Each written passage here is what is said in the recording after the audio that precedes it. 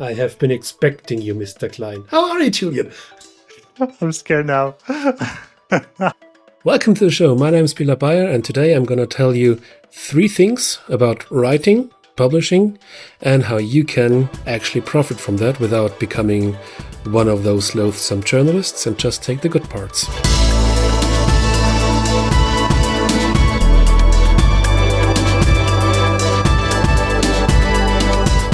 Thank you, Bela, for connecting today to having this conversation. I'm pretty excited. All right. Actually, we started that preparation. We prepared that conversation with a first pass, and you changed it to be more about how artists, VFX artists, can benefit from learning from what you're doing, which I find it even more interesting. Yeah, because, to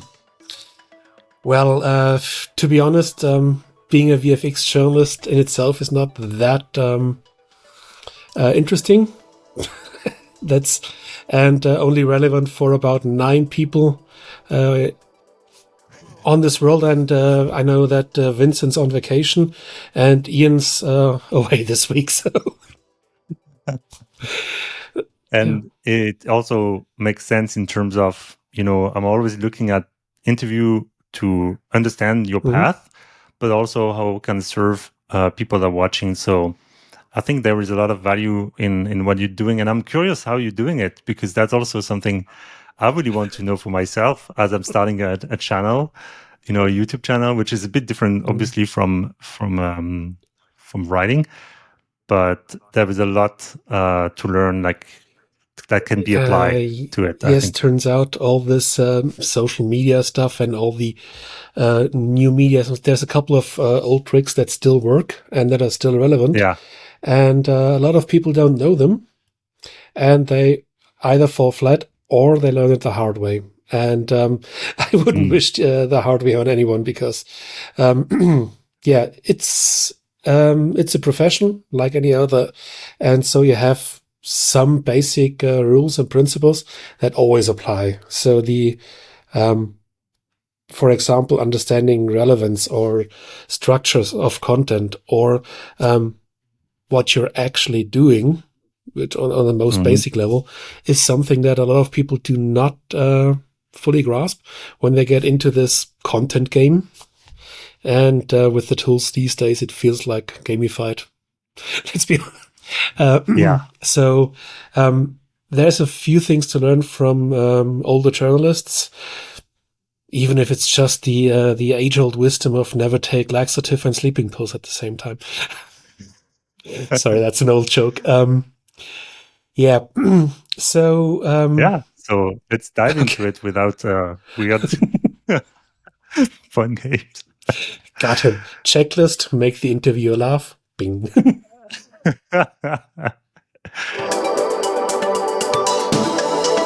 Maybe we can start by learning a little bit about you and your background, how you came into that.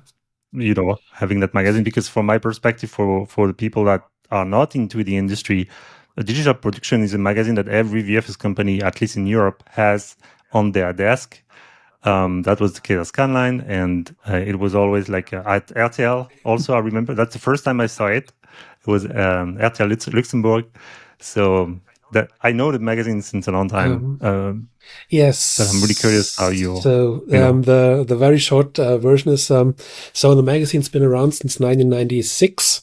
So it's old, and it has been passed between different publishing companies a couple of times. And the last one that bought it went bankrupt in 2023, in the middle of 2023. And at the end of 2024, they realized that they couldn't sell it on because reasons I'm not going to go into on record, but quite obvious. And so I did a management buyout, which sounds more fancy than it is, because at the time it was just me and the publishing house overhead. So for the last I've started with digital production in 2010, and as an editor. Your role was the same? No, I started as a junior editor, then I became an editor, and then I became editor-in-chief sometime 2016, 2017. In a very small team, and digital production was never a huge team, at least when I was there. These roles are more or less, yeah, whatever. Everybody's doing everything. And so at the beginning of the year, I decided to give it a try. Not because of any business sense, because I don't have those, but sheer stubbornness.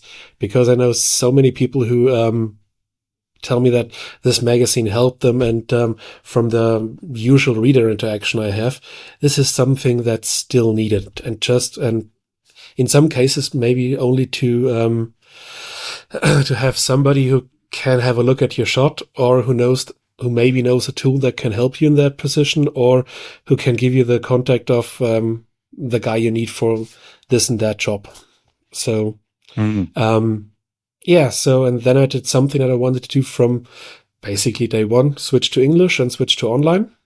Online because it's just so much faster, and it's more fun if you can have an actual video when you're talking about video and don't have to print single frames on a page. So sure. And with a 2-month cycle between issues in print, we had that problem quite often. No, we're not going to talk about this software because the service release for that is coming in 2 weeks, and then the bug fix release in 2 weeks again, and then they're going to do something else. So far too fast. And so since the beginning of the year, I'm the owner, which fits quite nicely because I'm also tech support, customer support, proofreading, spell checking, web design, but there I got a friend who helps me, who's not far better than me at this. So all the back office stuff is done by me. As for many, many years, I have my brilliant authors who do most of the stories, the tech stories, the stuff where you need experience for. And those write from whenever the topics come up. They barge in with their decades-long knowledge of certain things because, you can understand Nuke or understand anything else. So sometimes you need a specialist who has been doing things. The important thing is that the authors are still taking part in the magazine, and so these are the people who actually know what they're talking about. They're all highly specialized, and some of them are writing 1 or 2 stories a decade, but they do stuff none of us will ever understand. And since I earlier talked to my screen guy, he's forgotten more about imaging than both of us together will ever learn. And these are the guys I talked to for the stories, for the workshop, for the stuff behind the paywall. And in front of the paywall is the daily news stuff, because you don't need to be a user of the tool to write a news about it, since there's no judgment involved in the news. And how do you, because that's already answered one of my questions, like how do you, what's the value compared to regular social post, for example? I don't want to be insulting, but I just need to ask the question naively. And the second question that goes with it is more like, how can people understand the difference? Because people like me that was able to read the magazine on paper, they understand clearly the value. It's nothing compared.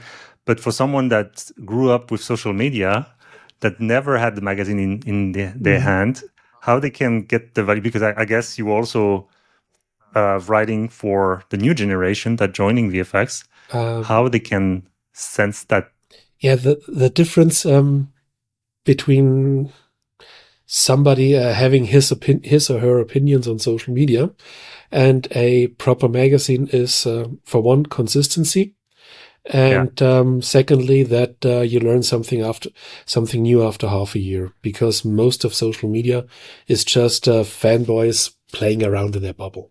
They have their tools, they have their workflows. This is the best, and this is amazing, and they go for personality and show it off. And that's basically the complete opposite to how an actual magazine works, because the idea of a magazine is to provide context and to not do only one tool. Well, if you're the Photoshop magazine, okay.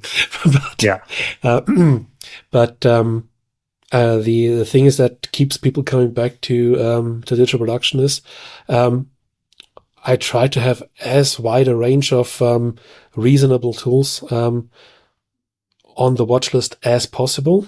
And that goes from anything to some beta versions I found in a Reddit post at 3 a.m. to the biggest releases of the biggest software vendors. And the thing that keeps the readers coming is they only get to read about it if it's relevant. So a point release that's just there to justify the subscription price, fuck off. This is not news. This is just business strategy. So, and for me, though, that is really close to music. It feels to me like a curation from a DJ.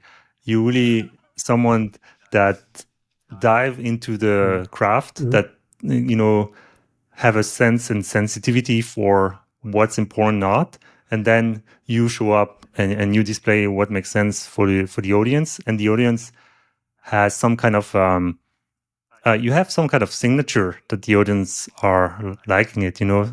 Also in the tone, in the tone, like I find it really funny sometimes. Okay. The way. Not trying to be funny. But does the DJ metaphor works from your perspective? I know far too little about DJs, to be honest.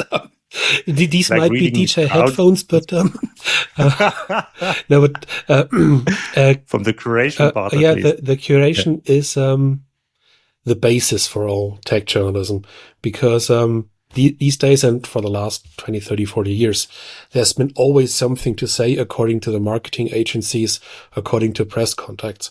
And the role of the journalist is to say, okay, this is important, this is not important. And in the the dialogue with the audience is, why is this important? So if you read the news, you should understand after reading it, or better, even after skimming it. So is this important to myself, to you personally, and why?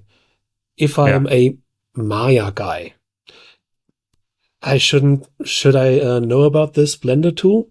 Yes, probably, because I can copy it, or there's something else, some way of handling data, for example. If I'm a comp artist, should I listen to this lighting artist? All these things. So, I try to only show the important things, or at least the interesting things.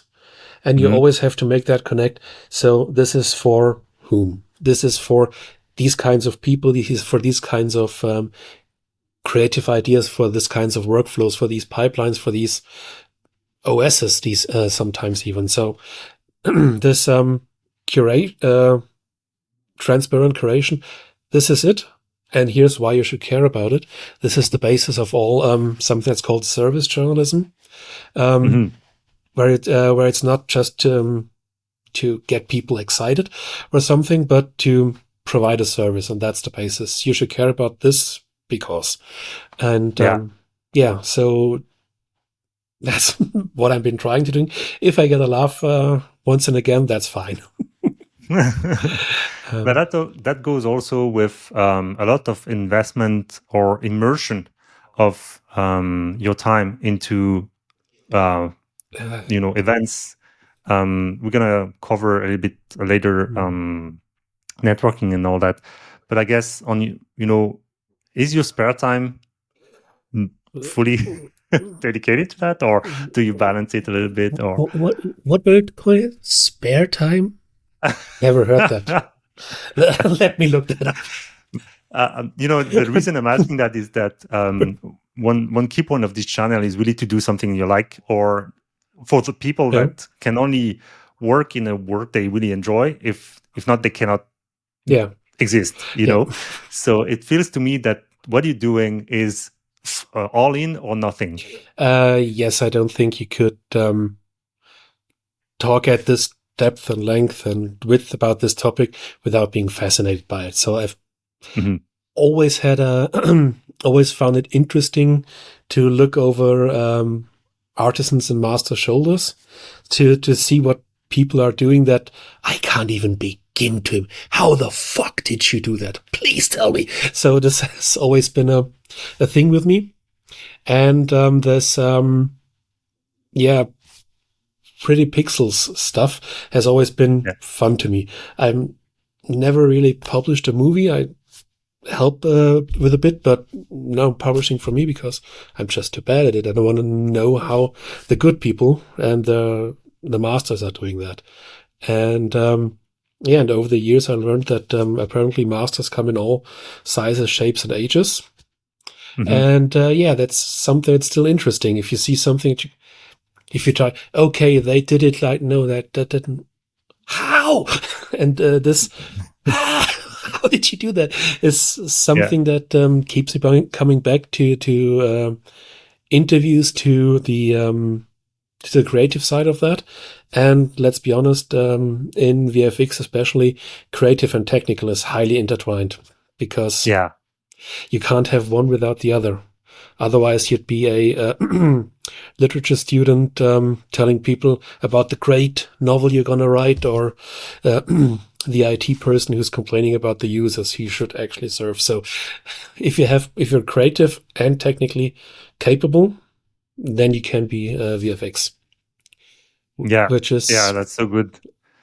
I totally agree. That's also my path. I won first learning about the craft techniques, but usually as a junior, you think you're good because you learn all the tutorial, and then you realize that's just less than half of the equation. It's really that famous gut feeling and being able to. So that only comes with experience, and I always been fascinated by that for sure.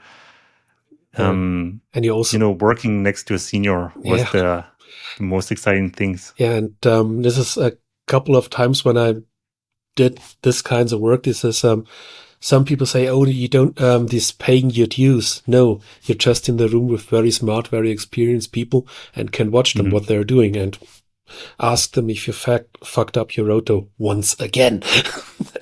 and this thing is if we talk about AI, it was probably the worst problem with it, in my opinion.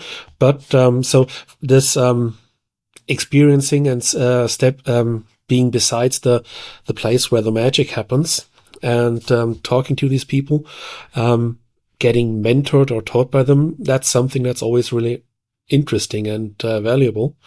And on the other side, which is one of the reasons why I'm still doing this, I've been through a couple of other industries, and with the topics we cover, there's some touching points with others. And speaking directly to your audience, guys, you have no idea how bad the people outside the VFX world. So if you go to, let's say, FMX for a minute, you can go to every person in all of the hallways and you can strike a conversation, and you can be pretty sure that it's not a complete arsehole. So that's so true. Go into engineering, go into automotive, into all the other big tech industries, the amount of arseholes is a order of magnitude higher. So, oh wow! I wasn't aware. Yeah, this, and this is one of the things that kept me going into or along the VFX route, because usually the people you meet are nice people. And in the times where you don't have a motivation to, should I really cover this? And then you're surrounded by fun, nice people who are passionate, and this carries you over to the next summer or whatever. I guess because also coming from a psychology side, it's maybe because in VFX we and I think that's also something also you might share. We are actually excited by solving problems, which kind of put you back in your place. You know you cannot solve everything. Yeah. So there is some kind of humility that comes with it. The most exciting things for me as an artist was I really don't know how I'm gonna do this shot. And so you kind of a very vulnerable place at that moment. You always doubt your career just for one little thing, right? Yeah. And maybe if you work at BMW or really prestigious brand, you're like, oh yeah, I know my stuff. I know people want it, so I'm just gonna need to show off. And I don't know, maybe I totally agree with the what the fuck am I doing here in VFX? And well, that's depending on your software package as well. You have worked on a flame system, so you know what I'm talking about. Yeah. This was something. And on the other side, the people who think they have their shit together, I seriously doubt that. But they have been used to the idea from day one that nothing they do matters, and it's all just an internal power struggle. And where I've so for your information, I'm living in Munich because beer, because I'm from around here, and within town I'm 20 minutes walk from BMW, from their center. So I know a couple of people because they clog up the pubs around here. And dude, this is... we love the brand, but we don't know what's happening within the business. So for all the German listeners, you know what BMW stands for? Bei Mercedes weggeworfen. Which is a German joke thrown out at Mercedes. It's the same like what does Lotus stand for, the old British brand? Lots of trouble, usually serious. Which leads us to the artists themselves. Like, why they would need to journal to be a better journalist for themselves? Sorry. Yeah, so that's something that's actually quite important on a number of levels. And depending on the recording time of this, I can tell you about all of them in exhaustive detail. So yeah, we're gonna dive into it for sure. So on the there's the personal level. It helps you become a better artist. There is the professional level to get to be more hireable because you explain yourself and not only show yourself. Then there is the industry level, because fuck, this is misunderstood. And so these are the three main levels. So which order should we go? Well, I guess we can dive into that right away, and then we come back to this, some other topic like AI, for example, which I think could go next. So let's just go through each of them, like personal. If it's easier for you for the edit, we can do one of the other points first. So I don't have problems jumping in the thing. Okay, yeah, cool. Yeah. I'm really curious by CineFX just to continue with the magazine story, because the company like Rodeo was also back then subscribing to CineFX, and it was cool, but it felt already like a magazine. Like it was basically I was reading that in the toilet because you have no time to read that at all the rest of the day. It was really well done, but it was too big. It was almost too well done, I would say. What was your point of view of that? So I have to admit, I loved CineFX. It was an amazing magazine. And when it went under, it was a really sad day. Yeah. But as someone coming from this area and knowing a bit of them, how they actually made the magazine, it was quite inevitable, because in many ways they never made the switch to digital workflows and trusting the companies they worked with. For example, until the last issue, they always had hard copy proofs. So the printers print out one magazine on big pages, and this is checked by hand, and somebody drives to the printers and observes that, and all these things, that breaks down. It's hideously expensive, and it wastes a shit ton of time. And you do that when you switch printers. You do it for the first one, so you check everything is working and you know the people there and have a common language. Yeah, but you don't do that every time. And I think this is what broke the back of this. They were in the old 80s way of working, and we aren't in the 80s anymore. And another thing I think they missed was the understanding that a lot of readers are skimming articles. So skimming? Yes. So you don't read the whole article. You read just the headlines, just like information. So taking your example, so if you had the good oatmeal bran raisin thingies, so you have the time to read the full article. But if you had kebab and a couple of beers last night, so you just want to skim the things, depending on how much time you have and how much mental bandwidth you have for reading. So I know this from my readers. A couple told me always, so I have it here, and I'm reading 4 or 5 issues at once, because I didn't have the mental bandwidth a whole year to actually read the stuff. So, true. And so this is difficult. There's 2 different ways to do that. Let's see which one works in the long run. In my opinion, you should make long-form content for people to actually read, to get a full picture, as full as possible picture of the thing, but make it so that they can easily orient themselves in the text, in the structure of the article. And this is a shit ton of work, but you can make it that it's easy to not lose your place in the columns. And this is something you have to do, and that's something that a lot of people new into publishing usually forget. It has to look as simple as possible, because you want the content to be the exciting thing, not the layout.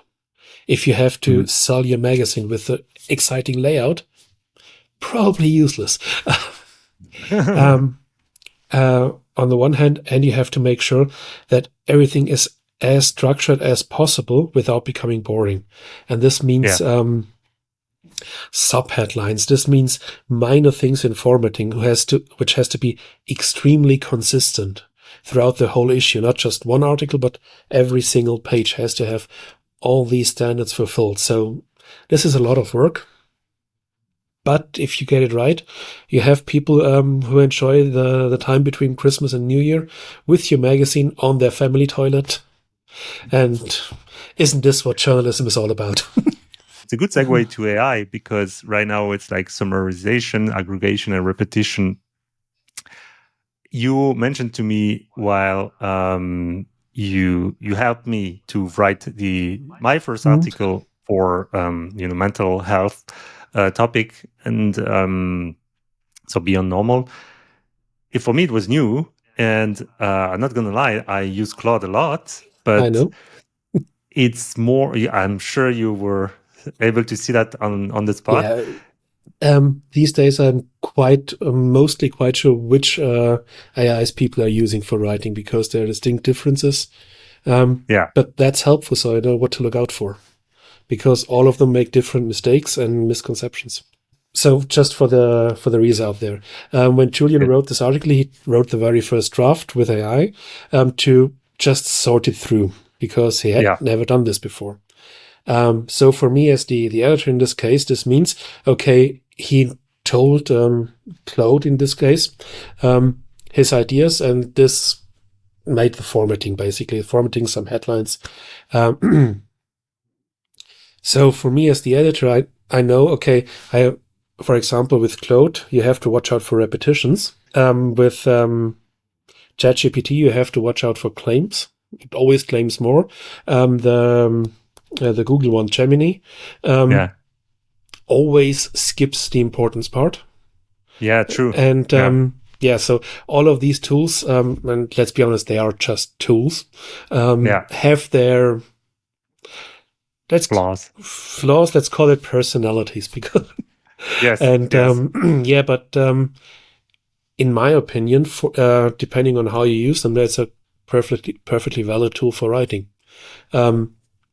Because but what I meant with that is that I was really insecure about writing an article. I did, I was really sure of the content, but not the way, the formatting or the way you do that. And because it was all based to the manual I was already wrote about neurodivergent, and it was actually coming out from an extensive and long conversation with VFX Soup on Reddit that I don't know their name, but that was pretty interesting on top of my personal experience, of course. And from my perspective, what you brought in was way more fluidity, something which was more human. Like it's difficult to explain because you cannot really, it's not a mathematical formula what you did, but it felt way better when I read it after. Yeah, so that's the core stuff of my job, making people sound as smart on paper as they are in reality. So nice, everybody, you see him blushing.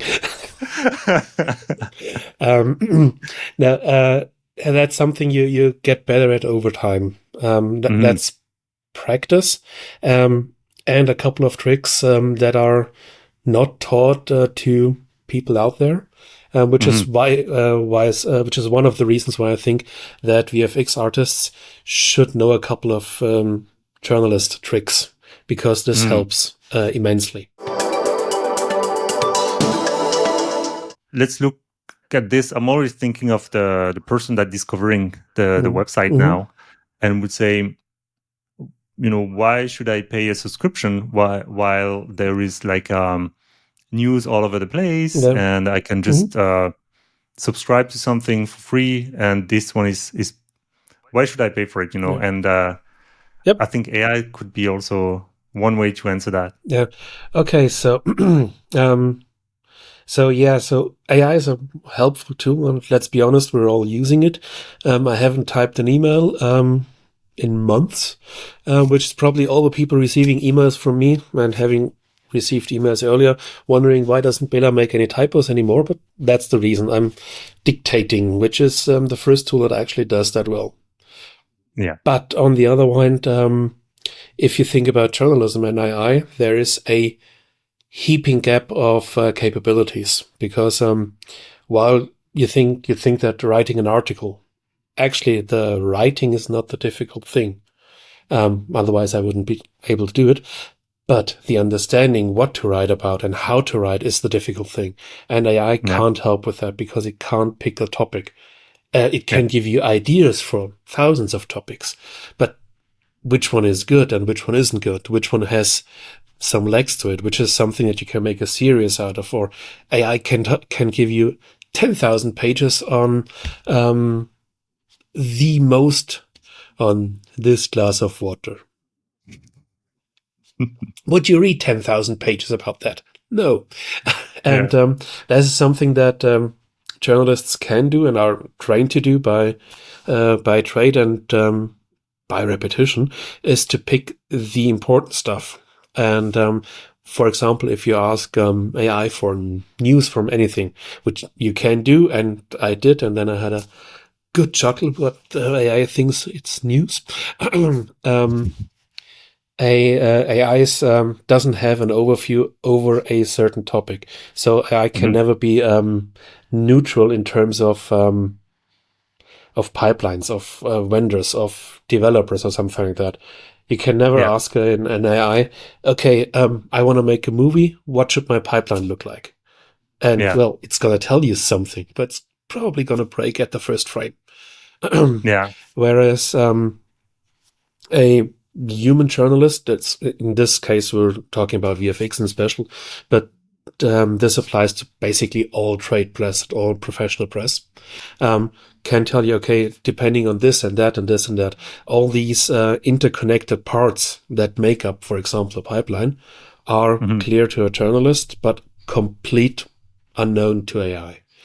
And at the same thing that is that AI can be quite, let's call it impartial,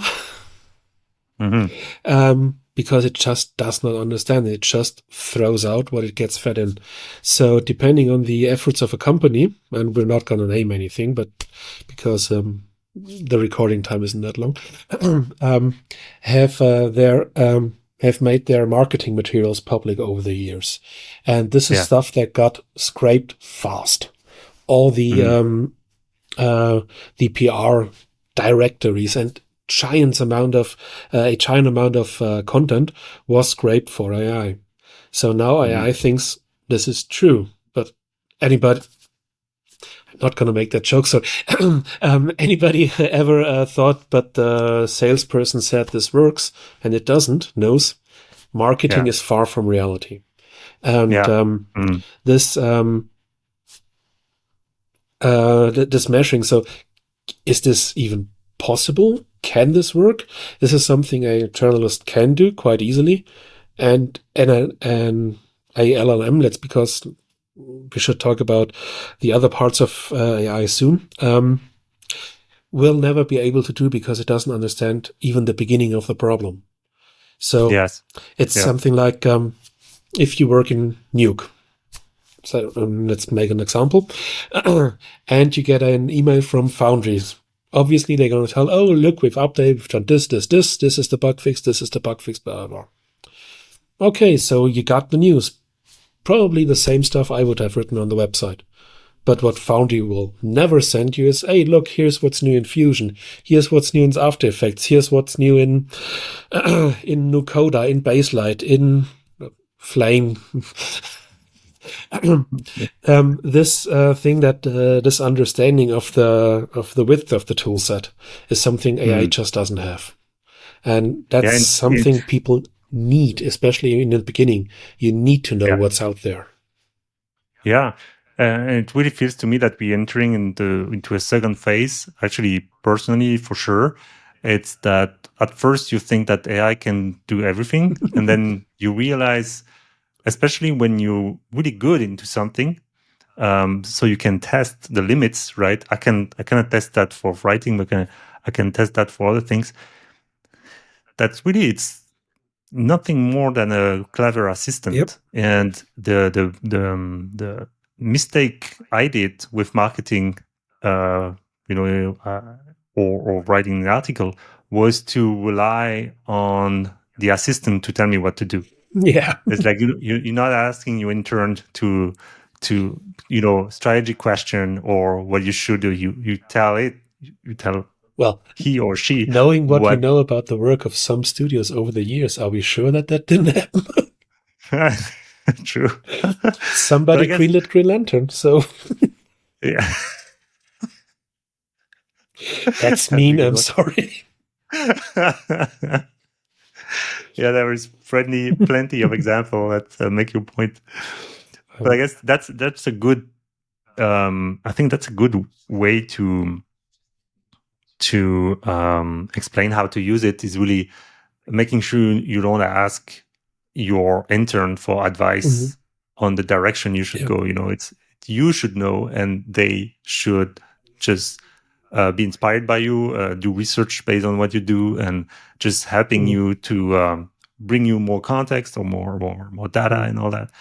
I'm not even sure I'd go that far. I think from my personal perspective, so that being said, I think it's nothing more than a clever I/O device. For the way I use it, it's not any different from a keyboard or a mouse or a... It's just something to get from analog to digital quicker. Yeah, because true. It's the first time, and I've tried many different ways of doing it. It's the best dictation software so far, and it can even do some formatting, which most of the dictation softwares can't. So for that, it's perfect, but you always have to tell what you wanted to say, and you have to check afterwards. So yeah, I.O. more in terms of journalism, and you can also do some repetition stuff, which is for transparency's sake, obviously in digital production, I use AI as well. The keywords, the SEO words, the focus keyword, the advanced focus keyword. I read the article. Please give me the SEO block. What do you mean by that? Just a little technical segment, because you mentioned that also previously, and I wasn't really aware what it means. I know that SEO stands for search engine optimization, but why would you need SEO words into an article, and how does that work with the search engine? So the thing is, Google doesn't read. Google scans, and so therefore, when Google goes over an HTML page, and Bing does that as well, and all the other ones, Yandex and whatever they're called. So, and you as the writer understand, or the publisher understand, this thing doesn't read my article, it just scans it. So within HTML, I can tell it, so these are the topics that this article is about. And these are the tags, basically. And ideally, you have between 5 and 10 tags with the topics of this articles, with the names of the persons in there, with, if it's a product news, with the name of the product and the company. So this is just to make it possible for the machine to know, this is what I meant by this article. This is about a product. This is about this product. This is not my personal diary.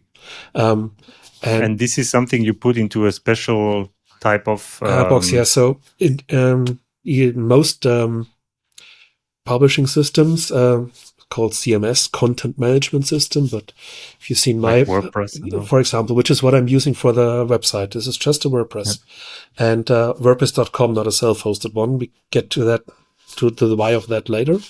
And you can just put in these tags, and you see, if you do that, the search engine will find you better, because Google is stupid. He doesn't know it. When I'm writing about After Effects, he doesn't know what this is. He can search for the phrase, but if I can tell him, this is the relevant phrase, and this is the thing, this helps the search engines to understand you better and just find you easier. And then there's other stuff like focus keywords, which is the super tag, which is should be just. But this is the main thing that it's about, this article. And then there's stuff that some search engines do this, some the other way, and so forth. And with the length, they can actually use and understand, scan. These are all different stuff that that's happening around the article. This is not the content. This is not the story. This is just stuff around it, which makes it easier for the search engines to find it. And in the beginning, it makes you a better writer if you understand that these are constraints you're having. So this, interesting.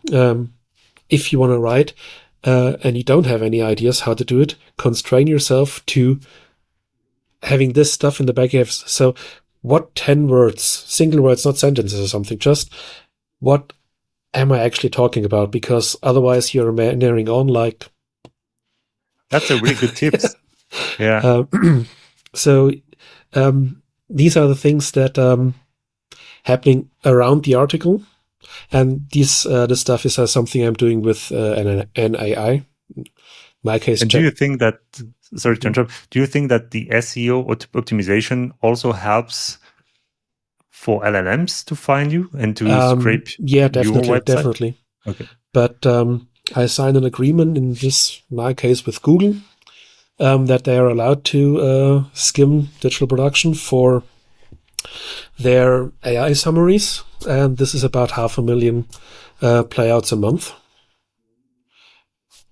because they are paying me for that. The exorbitant sum of €12 a month. Oh, wow.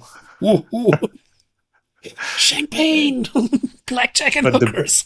The beauty of it is that they at least providing the link to your website, right? Yes, that's a couple of thousand clicks a month coming from the AI summary directly to digital production. So, which is why I'm fine with it. And that's also the reason why a couple of publishers are extremely worried about this, because they don't have anything to add to the conversation in a certain thing. If you're just having the sports and the weather, you don't need an AI summary for that. Yeah, exactly. So for different parts of my industry, this is a huge problem. Yeah. And this whole daily news thing with the general interest news, they do have a big problem. And I hope they can solve it, but I wouldn't know why, honestly. Well, to be maybe cruel, it might be a good news, because then only things that had real value will survive somehow. And when I say real value is maybe, as you say, if it's about the weather, you don't really need a curator for that. You just need the information. But in this case, yes, I agree. But there's other parts of the public discourse that would or that definitely need human interaction, because on the darker side of this SEO spectrum is you can push aside with the most horrendous shit. Google is not smart. It's just scraping, and you can trick it into perceiving your site as something different. Got it. Could you imagine anybody voluntarily reading Fox News? I don't want to know their SEO marketing budget, but it's probably more than I get from Google. And I have two friends who work in agencies who do that for other companies, not the black hat stuff, but the normal stuff, so that the websites function properly. And one of them took a Sunday afternoon to explain what focus keywords are actually, and I've seen the rise in the clicks immediately. This was okay. So I went from 20 to 30,000 in about 2 weeks' time, just because you understand that you're talking with the article to the reader, and the stuff beside the article is you're talking directly to Google, and Google is, in this case, an idiot. It's a bot. It's a scraper. And if you I can tell my readers, so do this, do that, blah, blah, blah. I have to use very, very, very small words and very few of them to tell the Googlebot what it is. It's almost like talking to a Lightwave user. Sorry.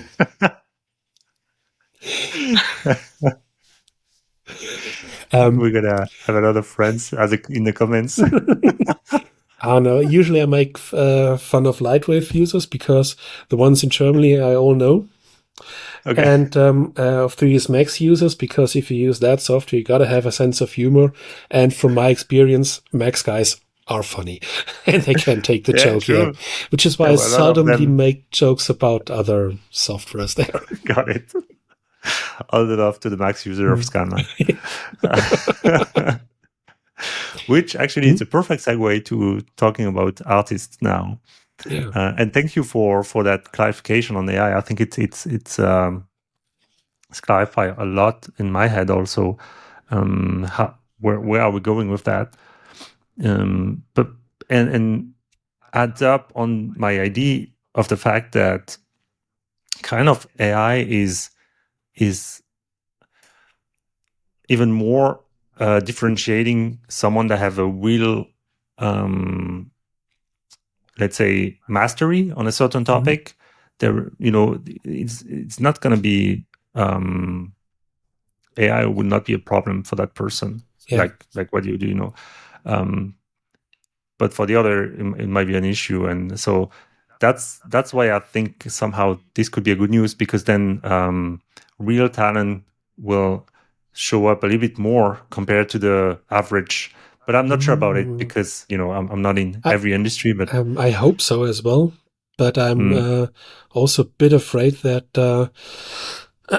the entry and mid level will disappear, because I can do that with that, and I don't. If you don't realize what you don't know, then you don't know what you have to learn. So this is something that's going to be difficult. No, I've seen them mention you has AI ever fooled you? How? Yeah, that's a good question. Yeah. So many times, usually by sounding more competent than it was. And this is one of the good things of AI. It trains you to actually read more carefully, because anything can be generated. And it happens to me all the time. And you get used to it. You recognize some verbal gymnastics they really like, some formatting things. Anything with emojis within the text is automatically generated by AI and has to be treated with the a little bit of distrust. Yeah, 100%. But let an old professional in news tell you, you're gonna get fooled. Get used to it. It's how you deal with it. Which is a good thing, as you said, because you're suspicious a bit more and you're not eating that as you might have done the first time you're using it. Oh, that's amazing. They know everything. No. Which is actually, we started like a panel, like a show with 3 guests. And the next one will be specifically about this. We have Peter Knopf's VFX Soup from Rodeo FX, which actually come from Munich. He moved in North America since a long time, and he was doing like his thesis on LLM back when he was a student, and now he's close to retirement. And back in the day, nobody cared. So now he's super excited because he's back in the hot topics. And so 3 years ago, we went back to the white paper, trying to understand how it works, and gonna explain on the show how it works actually, because somehow deep down into the LLM, we don't really know. We understand it's about how you say the statistics and mathematics, but yeah, I think it's going to be really interesting. Yeah. And one thing you brought up was, never trust AI, because it's always an approximation of something. It's not like software. One way he was able to synthesize that is like regular software is like, if A, then if then what was it again? If A, then do. But or if then, and you get that result. With LLM, it's more like if then, and the result is maybe. You get it. Like it's more of an approximation. The answer is probably C. Yeah, exactly. Which is really different from a mathematical equation, which is a bit more secure. So and that's gonna be interesting. Yeah, have fun with that. It's gonna be an amazing topic. Yeah, and it's gonna keep with us for quite some time before the funding dries up for the big LLMs, and then it's gonna be dead anyway. Yeah, but I think where I want to focus on that is that it's not. Is what you said, is that it's forcing us to evolve a little bit, because it's like a mirror. When you see your own flaws, like being fooled by a system that actually don't know, but we we try to take some shortcut, but there is also possibilities of improving the way we live based on that tool if we use it well. With the second guess, which actually building something like a pause button, where you're thinking a little bit more about adding another layers of fact checking, and quality. So we'll see how this conversation will go. Or it's just gonna go downward. The spiral is gonna go. Maybe it's all gonna die. So in that cheery topics. Let's be ready for anything. So, artists, why should they care about journalism for themselves? So this is a long-standing pet peeve of mine. people doing amazing stuff and not talking about this, and people talking about the showering millionaires for hours without anybody laughing them. Sorry, professional sports. It's 20 guys showering together every day. Go ball, whatever. And as an industry, the whole of post-production VFX has gotten used to become the underdog. Yeah, I'm doing something. I don't want to bore you with the explanation, which is stupid because we're asking actors about their fitness regime. Then you can also ask a compositor about his work on layers and what his note tree looks like. Come on, people. True, yeah. And one of the reasons is that in the last decades, this understanding it's happening in the computer, so it's not going to be talked about, which is bullshit. Computer is a tool like anything else. And with the importance that VFX has in modern movies, so this is a vital part. Probably, and we know a couple of VFX studios doing only that, more than the makeup routine of their lead actress.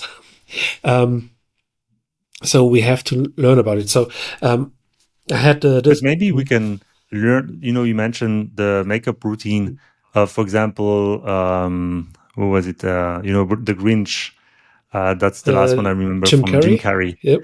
And I guess what the VFX artist can learn out of this is bring a little bit more personality into the way they show stuff, right? Yes, that as well. But also VFX people have to understand nobody would watch any of the big Marvel movies if it wasn't for them. Imagine Thor or Hulk or Avengers without VFX. Yeah. Would you watch that? No. Could that even? It's going to be pretty boring. Yeah, and the Avatar movies would be basically Sesame Street with blue hand puppets. Otherwise, no.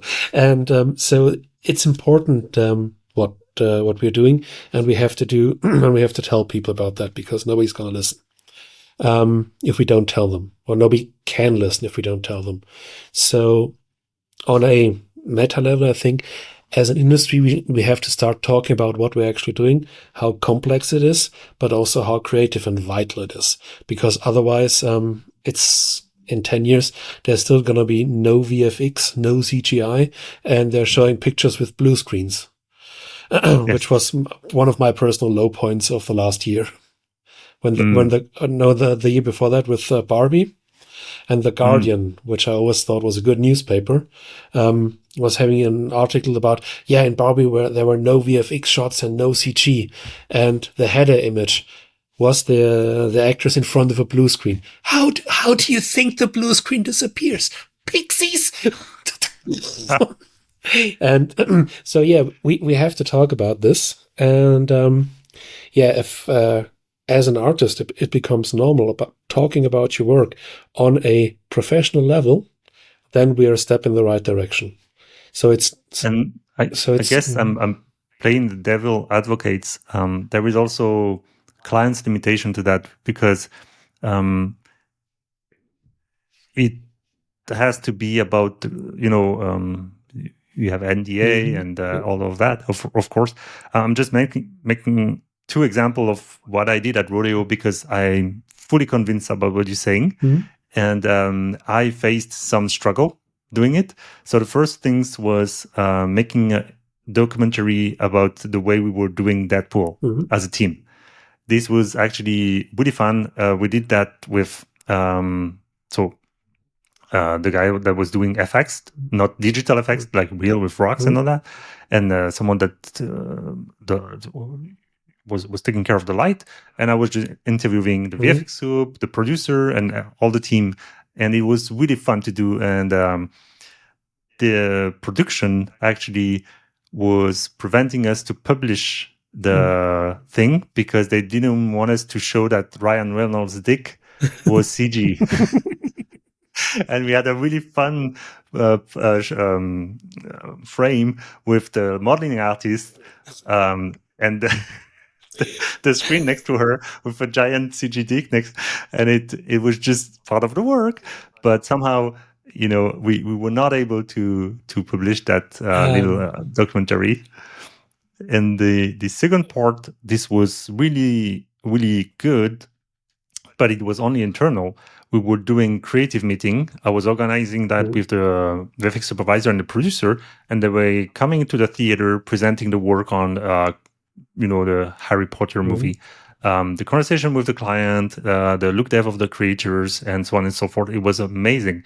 But again, we were not able to publish that publicly because of limitation. So, yeah. And that, those are problems which actually I face day to day, but they're quite easy to circumvent. So with the NDA, so let's say you're an artist and I'm telling you, so you write the article now, while everything is still fresh in your head, or just after you finish the show, so everything is fresh. Then you go to the producer or the representative of the producer saying, oh, listen, this amazing work, I can publish this the day the movie opens. So you get some more reach. Yeah, true. One thing. Second thing is, whenever somebody of the people says, can you do that for cheaper, you get exposure, you say, yes, but I can publish whatever the fuck I want. If exposure is a currency, then the article is a coin. So also when you're getting involved in a project, if it's a small thing, a passion thing, or something interesting, tell the people up front, guys, I'm gonna do a write-up about this, or I want to do a write-up. Is this okay with you? And then there's some things you have to do while you're writing it up, which we're going to talk on later. But tell them what you're going to do, why you're doing it. And if you get pushback, ask them really why. Because, for example, the Deadpool movie, I know why they gave their pushback. Probably because at least one person thought, I want the whole world to think that this one was real. Yeah. So you have to be a bit careful about what you're talking about, that you're not a... And it was bad timing because normally we would be able to publish something like this. It's just that really specifically at that moment, there were some kind of discussion between the studio and the actor, and they were not in good terms, blah, blah, blah. So it was more like a safer bet for the VFX studio not to just to say no. anything. Yeah. It was just bad luck. But I think normally we would be able to publish that. And also the added benefits, because yes, it wasn't published, even though I now put it on YouTube, but nobody know where. But the big benefits of that is that... And I'm not going to try Googling Ryan Reynolds' dick on YouTube. My search history is fucked up already. But I guess coming back to the artist, the big benefits of doing that, even if it's not published, is that it was showing how much I was passionate about the craft, right? Exactly. And it really changed my career path. And the thing is, so from the meta point, we should all talk about our industry more, to the professional part. In 10 years' time, you won't remember what you did on that show anymore. Because people, you're going to get old, you're going to forget things. It's going to be a good day when you leave the house and remember to put on pants. And so for building your career, it's very good to keep basically a diary and just take a couple of hours after the show is finished, after you sew it up from the rep party or from a premiere.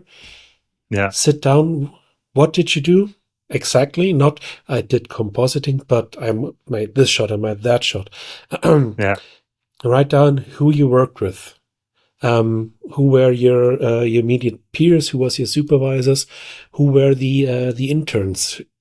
Whom did you show which trick to? Oh yeah. So little Max, I told him about Cryptomat and what this is and this thing. So, and for a professional, that's good. You get to remember that, and I'm going to guarantee after a couple of projects, this is going to become fun. And then when you realize that this is another way to talk about what this project was for you personally, not the studio, not the production company, not media in general. No, this was your part of it. And you tell this, even just to a blank page. It's going to help you reflect, cherish the memories, and maybe learn a bit what you didn't do correctly. Yeah. And after a while, when you're out of a job, you're gonna have this amazing thing you can do. You can send somebody your showreel. Oh, by the way, if you want to know what I did exactly there, here's the link, here's the link, here's the link, here's the link. So if you aren't hired by a HR droid using some AI software, but by a seasoned supervisor. A supervisor doesn't look at the showreel. He wants to know what you did at it. And yeah, exactly what Stefan does too, which is already built a lot of gaming studio in Montreal here. One of them was IDOS. And he exactly mentioned that because I asked him on the show that's going to be released Saturday, how do you hire? And he mentioned exactly that. I want to understand, what did you do on that shot, on that show, on that game? It's also in VFX, everybody showed the same shot. It's like, cool, but we want to know the detail. And actually, that's the way he sought out people that are lying compared to the one that really did the work, is asking really precise questions. So if you bring that ahead, you are top of the game for sure. Yeah. And also from a couple of days ago, I was talking to an old supervisor, meaning he's counting the days to retirement. And he was really frustrated because he needed a person for sim work, something very specific. And he has a giant network of people he knows, and but how do you find somebody who does fluid in the Embergen suite and has experience with RenderMan? So we are a compositor or artists, blah, blah, blah. And when you tell, oh, I'm doing this and this and this in your articles, maybe the supervisor won't hire you for that show, but he will remember, oh, that's the Embergen guy. Oh, that's the RenderMan guy. Oh, he worked with this and this, this person and this person. Oh, he was the soup on this. Listen, Charlie, was this a nice person to work with? So you give context to just some images. And sorry to interrupt, but matter of fact, that's what we do in ShotGrid in HR, because that's kind of was more on the HR side. We actually have tags for software and skills, which is hidden from the artists, obviously. But that's exactly what we do. If they do it themselves, it's even better. Yeah. And when you're telling this, you can always have you can add more context. Artist used ShotGrid, used Flame, Nuke, whatever. It's one thing. But to say, yeah, this was the first time of me using ShotGrid. I was an F-Track guy before. Or a Plex or Prism or whatever. So you can give context and understanding to the project itself. You can say, yeah, I did everything in Blender because the studio was in Blender. I'm not natively a Blender guy, but this team needed that. And then you show, okay, I'm willing to learn something very complex, something new, because I'm involved in the project. I'm working on this and not just collecting the hours. And an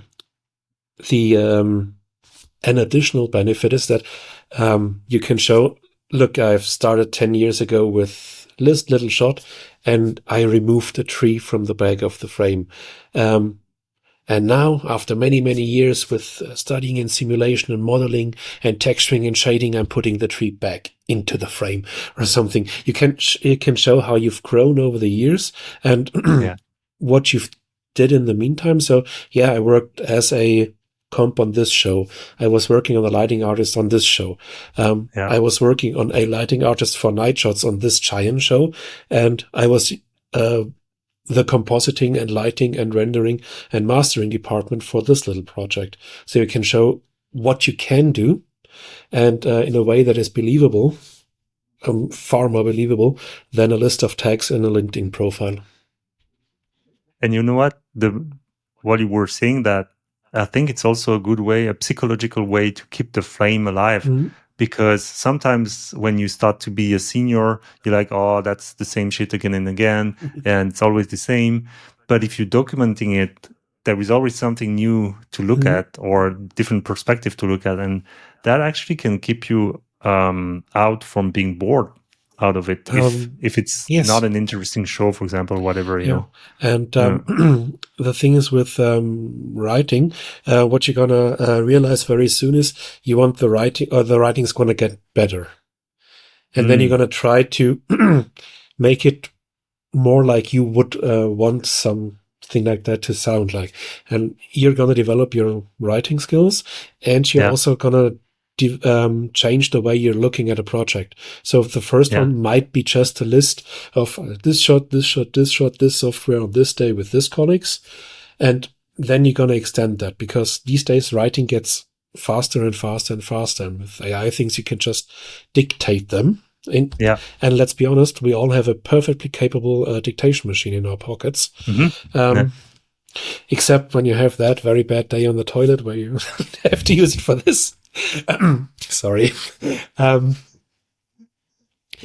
you're gonna have the joy of storytelling. And one of the things I think is difficult for VFX artists is VFX is a team sport. You're always part of a big group. You're always, and all the good VFX artists are either extremely nice people who work well in groups, or they are in a way compatible to this workflow. And it's very nice to have something creative just for yourself, without any high stakes, without any producer, without a director, without a supervisor, without assistants, without a line producer. So from this giant project that you just had, you can have this little part just for yourself. And the people I know who do that enjoy that very much. This is usually the day after it wraps. It's the coming down ritual. Having a giant jug of coffee, putting up the feet, and just reflect on this, and enjoying the same creation spark can happen in text as it does in VFX work, whatever your part of the pipeline is. And it can help with self-confidence also. Because let's be honest, most of the people in VFX I've met, imposter syndrome is just a syndrome. They are not imposters. I've seen what they can do.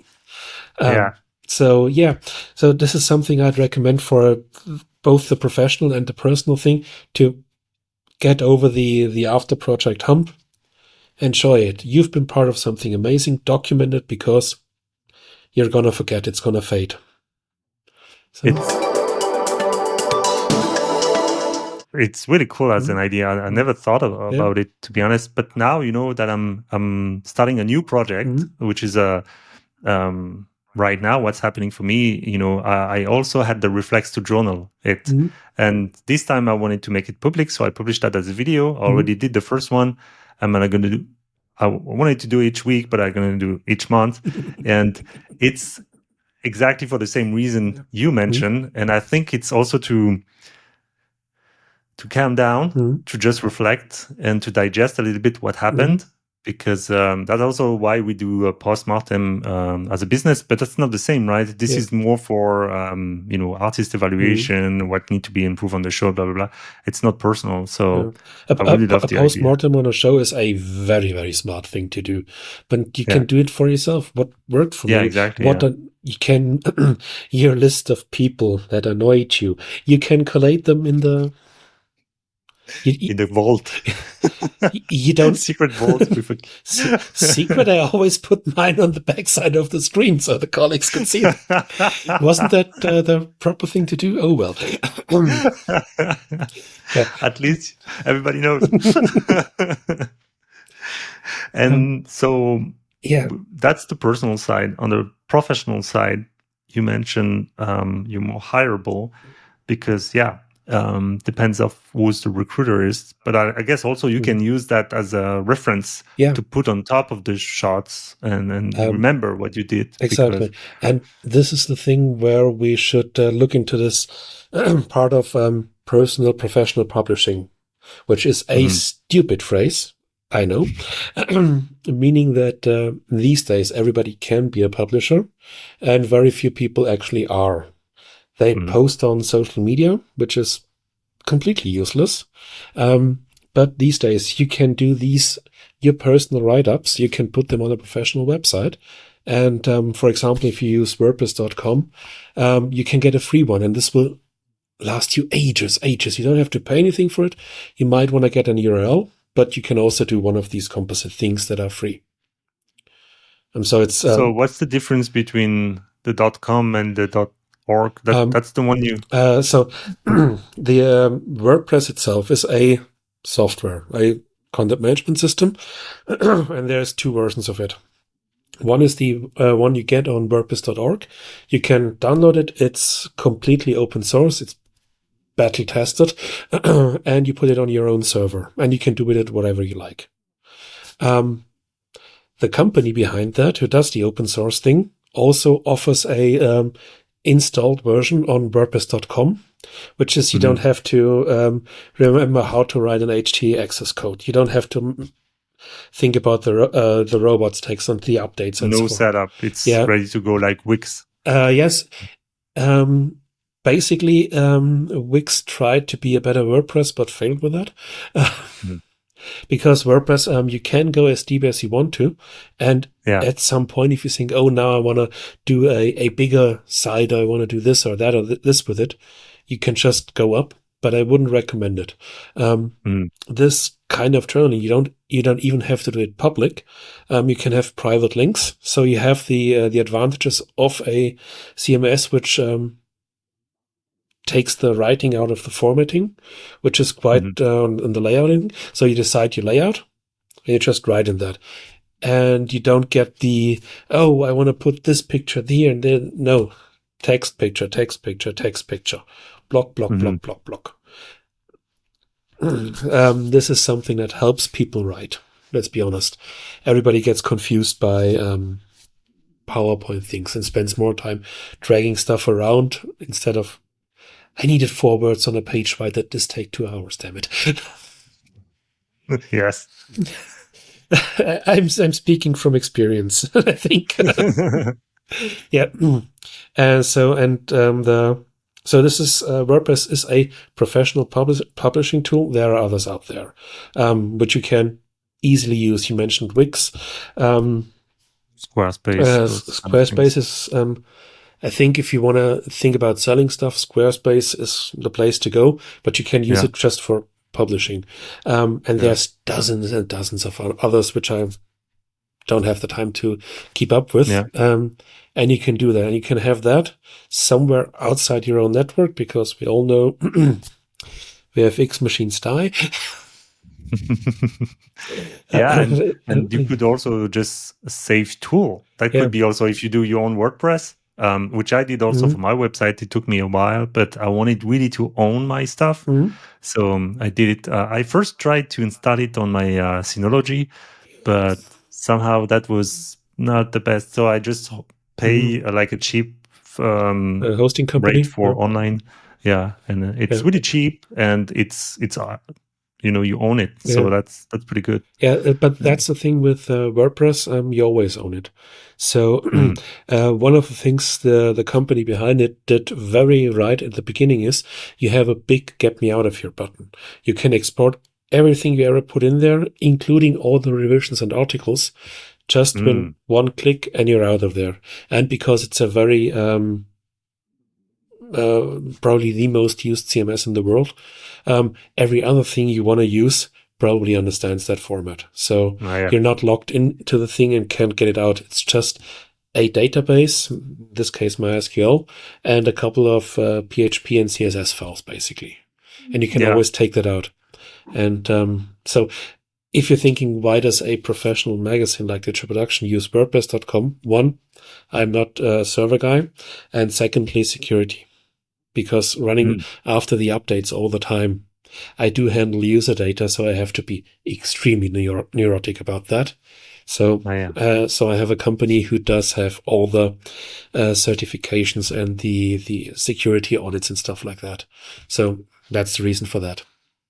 That makes sense. And, but yeah, you can host it yourself. If you do it in your own network or something like that, go for it. It's fun to do. And it's been whittled down over the years to a very very efficient tool for writing. Yeah. It doesn't feel like, oh, it's a CMS or something like that. It feels like writing a mail and having some additional notes on the side. And you can throw everything in there, pictures, images, links, whatever. Videos, audio, whatever. Yeah, I really like it. And you can set it up. And also, when I'm talking about WordPress, this goes for most of the other CMS as well. Same for Typo, for Joomla, for whatever. So I'm just using this as the example because I'm most familiar with it. But the principle is, go somewhere where you don't have to pay money, because when the budget is tight, you don't want to decide, oh, this, I'm going to delete this. No, you want something free and low stakes. And when you've done that for a while, you're going to see, okay, now I have to look for a new job, and you can always generate short links to that. So you can send out the showreel. By the way, this, and here's the IMDb credit I got. Here's the write-up I did. Not a public link that gets a search engine or something like that, but here's my thoughts. And this might be, for a clever supervisor, the best thing you can ever have. You have the IMDb, you have the big reference. So, okay, this is public, this is official, and here's what he did on that. And imagine the impression of someone doing that to a recruiter or to a VFX. It's like, whoa, this guy was documenting. It's like, I would have, it tells a lot about your interest and your engagement. It's from a technical side, we all know what documentation is. The thing we should have done when we set this stuff up.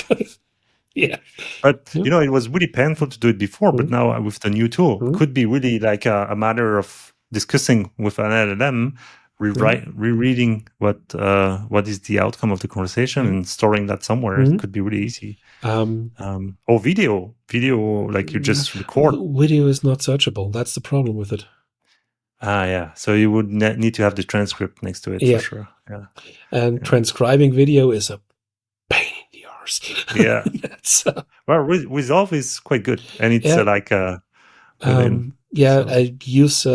I used Resolve and the Adobe stuff and the YouTube stuff and a couple of other ones. It's getting better, but the German language has some very, very, very difficult things for the künstliche Intelligenz to understand. So your mileage may vary. That might be the reason. And so if we keep expanding from personal to professional, and then we go to the industry. Yeah. So there's part of the industry where we have to start talking about what we're actually doing, because Wendy from Wisconsin is never going to understand it. And it's going to be always, I don't. They do that with computers. We do everything with computers these days. And we've seen your holiday slides. And this is Avengers Endgame. Do you see the difference, Wendy? So, the moment you were saying that, actually, as a junior, I remember I was looking for that.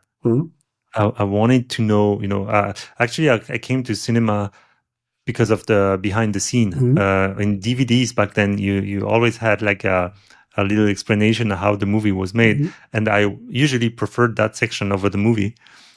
Because it was so good, and the movie sometimes was especially. Well, you are a child of the 90s, and with 90s movies, early 2000s, I totally get that the behind the scenes was better than the movie. and then the other side of things, because I did, I started with IT, so I didn't really went to the VFX world, and I really wanted to learn. And the best way I found was FX PhD. which is still around and still an amazing site. Yeah. I did a couple of courses there. Yeah, exactly. And for the flame, it was the place.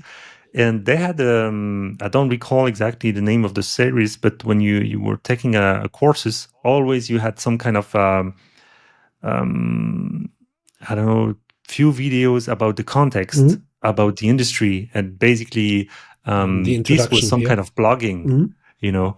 And I really love that. And I think now everyone can do it on their own. That would be a good blueprint of looking at what those guys are doing still today, but adapting that to your scale, obviously. I mean, if you want to start somewhere and have some example, I think FXPhD is one of the best starting sites, Yeah, it's really good.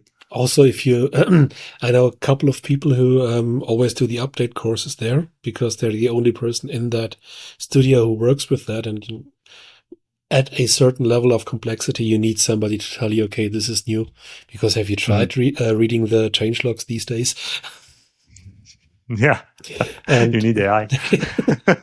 And the AI is just going, so apparently something with pixels.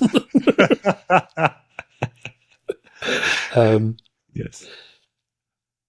But I guess that my point with FXPhD is like, this could be democratization of FXPhD, because that's also what I saw with Flame. You know, initially I worked nighttime on Flame because it was so inaccessible. You know, it was like the machine that cost the price of the house, and then now it's like, I don't know, 300 USD per month. So something like this. So that Flame is the last of the big turnkey system still standing. I mean, Quantel went under, and with the edit box on the. So the age of the turnkey machine, where one machine, you got the machine and the software, and it was only accessible for studios and for people with deep pockets. This time is thankfully over. And but so if you want to learn Flame, for example, there's the Logic TV group, which are doing regular hangouts and meetups and fun stuff and videos and things. It is possible to get into it these days. And guys, with all the love in the world, why would anybody want to get into Flame in 2025?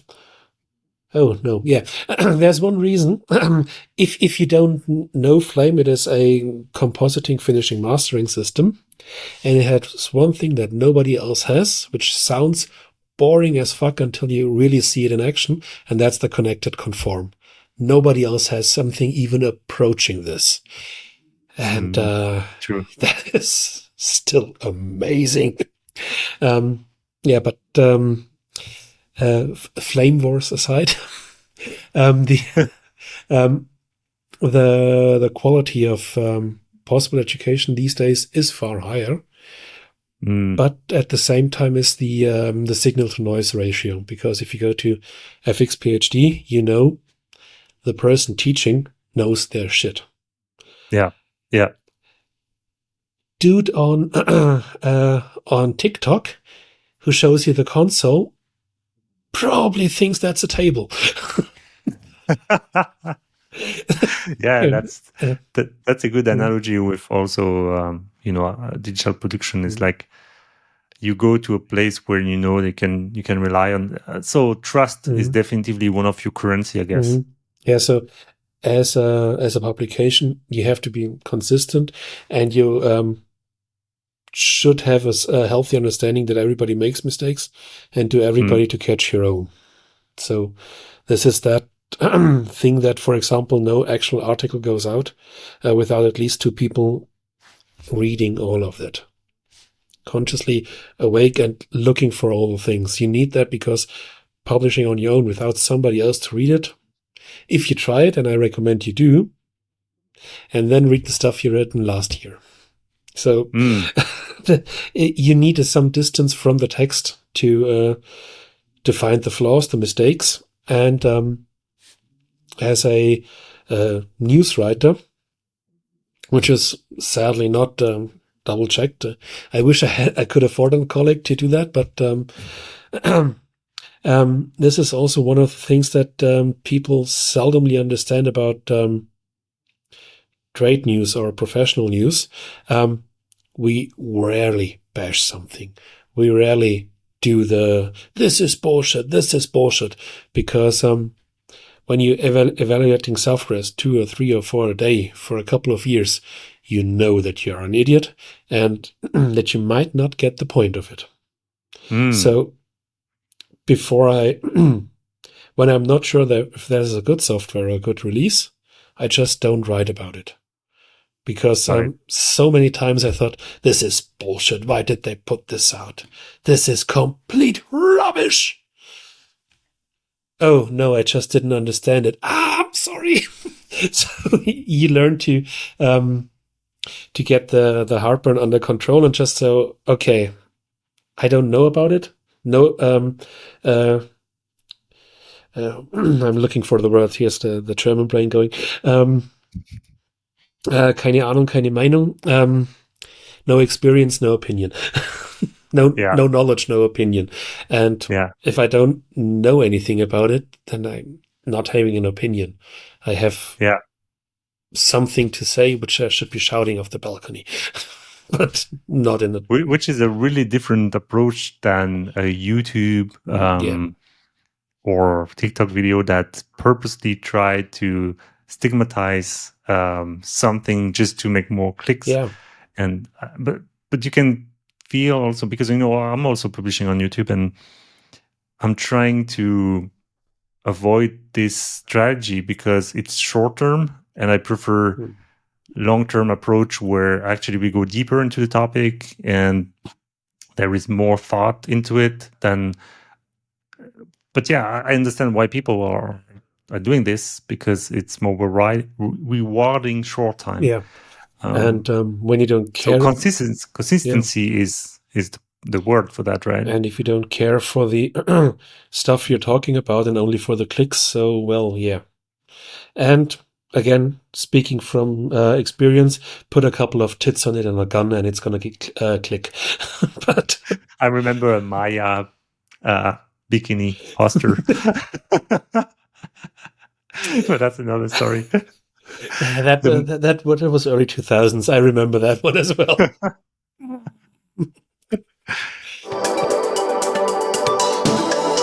The more we speak, the more it feels like you are actually providing a blueprint for someone that would start publishing in 2025. I'm thinking just of my sister that is start doing that for music industry, like festivals and reporting about what's good or not. So you wrote down a few sentences on that. Can you just went through it? So starting the beginning is always a very delicate time. Yes, I read all the tunes and seen the old movies. So from experience, and I've seen many people try to start it because the barrier to entry is nil these days. You don't know if you like it until you do it. So for the beginning, don't fall for the expensive plugins and for the courses and for this and shit. Keep it free, or at least very, very small budget.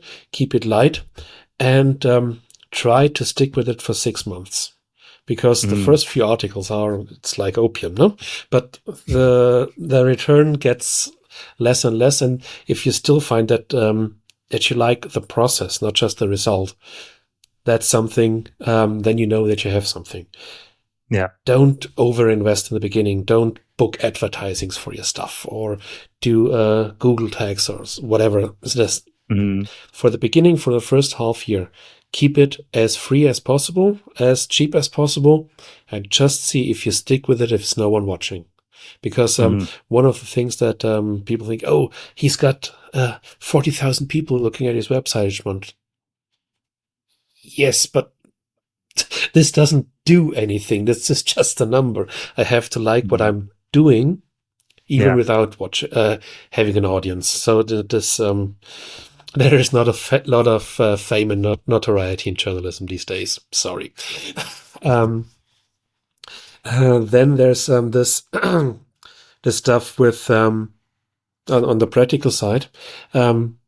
I recommend keep off of social media in a very certain way. So make a website, something you control, not an algorithm, not what Google and Facebook and whoever owns TikTok and whatever decides for the algorithm. You decide what's on the page and what's not, what's visible, what's not. When you start regularly publish from the website outward. So every CMS, all of them has something to, if you hit publish on your site, it gets published on Facebook, Mastodon, Blue Sky, Twitter, whatever. All of them. I have no idea on how many platforms I'm publishing these days because just get it out so the people can find it where they are, but don't rely on the algorithm to help you even the slightest bit. So from the center, go outward with that. And a advice for if you want to do professional publishing, you have to be professional. So politics is not your topic. Don't go for hypes. If you're talking baking, avoid discussions about AI or stereo images. Keep at it and try to find your voice and your topic and ignore the noise from the outside, because when you're looking at publishing, a lot of it is something called general interest. So this is the basic news. This is what you see on TV. It's newspapers laying around. They have to fill something every day. Yeah. If you do publishing, you don't. So, and you can't do it better than they are doing because they have a giant staff and decades of experience. So find the stuff you're talking about and keep that. And also from personal experience, if you have strong opinions on that, keep them to yourself. This can only get this, especially in this day and age with the orange content as followers, it's gonna go bad. I was threatened a couple of years ago by Trump followers as a leftist newspaper publisher. Interesting. Yeah, it was one of the proudest days of my life, but a bit just because I was saying, no, what's happening here is not that. Forget it. Shut up. Somebody had a very bad day here in Munich, and before anybody knew anything, everybody was blah, blah, blah, blah, blah. And so from that experience and a couple of other things, keep your feet out of politics, because the fanboys and followers and Mitläufer and party politics, this is something you don't want to get involved in. This is 20 years ago, I would have said something different, but these days, just stay out of it. Don't give them anything. Keep the noise out. Because then you can't talk about your topic anymore. Once gets into, he or she or them or whatever, they are one of those. And then the culture wars come and the politics, and you have to stop talking about your topic and only have to talk about the other shit. And justify. So keep off of this as far as possible. And another thing is with the, we mentioned video and searchability and stuff. So doing videos, podcasts, animation, and so forth. This is fun. Have a play around with it. Try it. But I wouldn't put it on the main channel first. So first start writing, because this is the basis for all the other stuff. Videos without a script usually are, well, you know that they're without a script. And we don't need another podcast with two people ranting about what they had for breakfast. Apparently, there's a whole subgenre about breakfast podcasts. I learned this recently, and I haven't fully managed to sort that information in my head. So play around with it. It's fun. If it's something for you, go for it. But keep the main thing as clean as possible. And only when you are sure this is working, you're going to keep this up, put it into the main thing. So keep the center as lean and clean as possible. And then you have, these days, you can podcast anywhere or video, whatever. The barrier to entry is very low. So try it, have fun with it, but don't put everything into this, all your experiments into the clean version, basically. Yeah. If you stick with podcasting or video or something, of course, do that, but give it a couple of episodes. Definitely. Just to learn the ropes and to have this wonderful podcasting experience. We record the same thing 3 times. And no, dear listeners, this is not what happened now, but it's been happening to me. Oh, wow.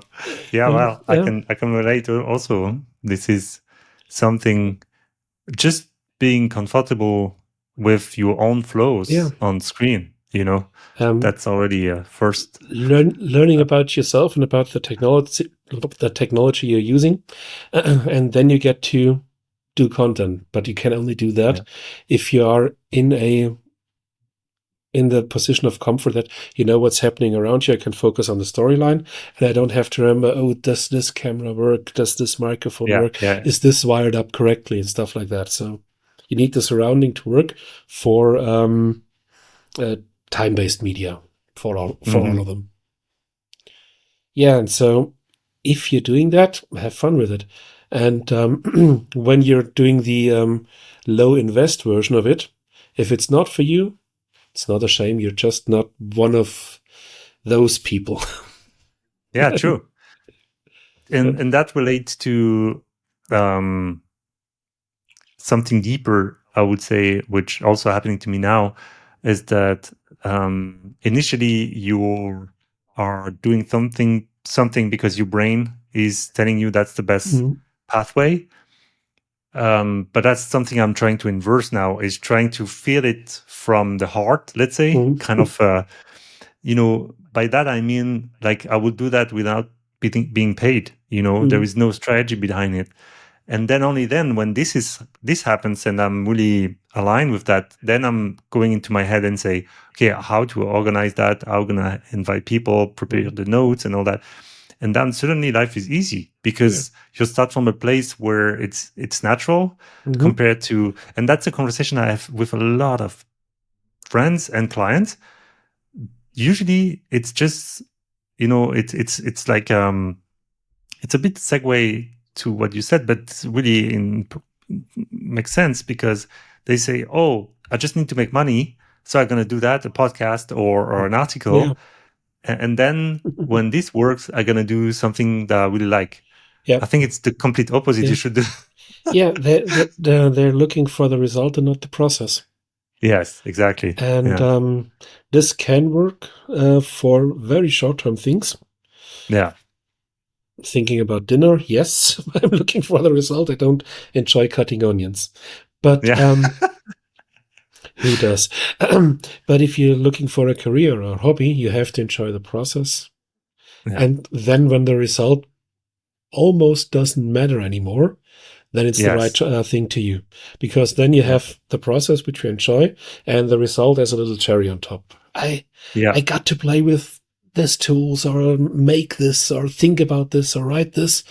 Oh, and in the end, I have a book or a film or whatever. Yeah. Or I 3D printed a Caesar's bust as a knife block. Random example. But I was like, oh, wow. Yes, I've gotten into 3D printing recently, and I'm not going to talk about it, because hearing a grown man talk about 3D printing is like hearing a 5-year-old explain to you what the best dinosaur is. So I know. But I'm really aligned with what you just mentioned. And I think this podcast, this channel actually is like I would do that anyway, So, but we're trying to do now the best way possible, since we're doing it. Well, we're trying at least. We're trying at least. Yes. Which lead us to writing as a creative tool. Yeah, so writing actually is quite easy. Otherwise, a journalist couldn't do it. Let's be honest. I disagree. No, writing is a thing like anything else. You have to practice it, just a little, and then you're going to find your voice. So from many, many years by now, which I've been talking very clever people to how to write an article, it's actually quite easy. For the first thing is just get your stuff together. Mise en place in the kitchen. We had it with the onions. First you cut all the veggies, then you start the cooking. The same thing is for writing. First you get the pictures you have, you can show, and you get the notes, and you know keeping with the VFX article about a project as an example, it goes for any other article as well. Then you get your the facts you need. So we did it on this version, and these people, just put it all into one file. Then you start to sort it. Collect first, sort second. And this collecting and sorting will generate a rough outline of the stuff you want to write in your head. It sounds strange, but it actually does work. Then when you have this rough outline, this idea, so this could go there and this could go there. This is the point where you actually start to write, and you write as ugly and as fast as you can. Just throw the stuff on the page. Going full on stream of consciousness like you're Charles Bukowski and it's the 70s. Just, you don't edit. If there's typos in there, yay, the more the merrier. Just put it all on the page. In one go or in 2 goes or something. You've collected it, you put it in order. Then you go to sleep. You need a bit of time distance from that, and after that, you're going to start the iteration, the editing. So as a VFX artist, it's iteration. As a writer, it's editing. It's the same principle. Just a different word. So then you start the editing. Then you think, so, okay, does this sound right? Okay. And then you go to the next sentence and you start to order the stuff. And this is the point where most people trip. They get to that point, but then there's this, I want to make this good or perfect even. And perfect is the enemy of done. So write in a way that it's as true as you can do, okay, so this is what happens. I understand what's happening there. All the stuff that's in there is correct. And then it's fine. And then you step away from the thing. Don't try to be clever, or don't try to do literature or whatever. Just write what you know, bring it onto the page and make it readable for yourself. And then you're 90% there. At the same time, don't try to write like anybody else. Don't try to write like a court reporter. Don't go, and then this happened, and then this happened. You're a human writing about something you are interested in. Tell yourself or tell the page why you're interested in it. Give it a bit of flavor. That's quite easy. And anything that isn't immediately obvious from the sentences, just explain it and be done with it. Don't overcomplicate. So, and we did we used nuke because Shake was killed in the 2000s as a stupid example. And then I switched teams because those shots were done, and the other shots needed more attention and more work, for example. And when you get this in a neutral, true, complete way, then you're basically done. And if you want to write well, then you learn to write as you speak. And yeah, that's true. That's the best book I like to read. Yeah. And if it sounds like you're having a conversation with somebody. And one thing I always tell people writing digital production articles is, imagine you're not writing an article. You're meeting someone after FMX at a bar you haven't met in a couple of years. You heard that sentence. And I'm using that as an example because this is the kind of best way to write if you're telling it to a friend who knows about the same stuff you do.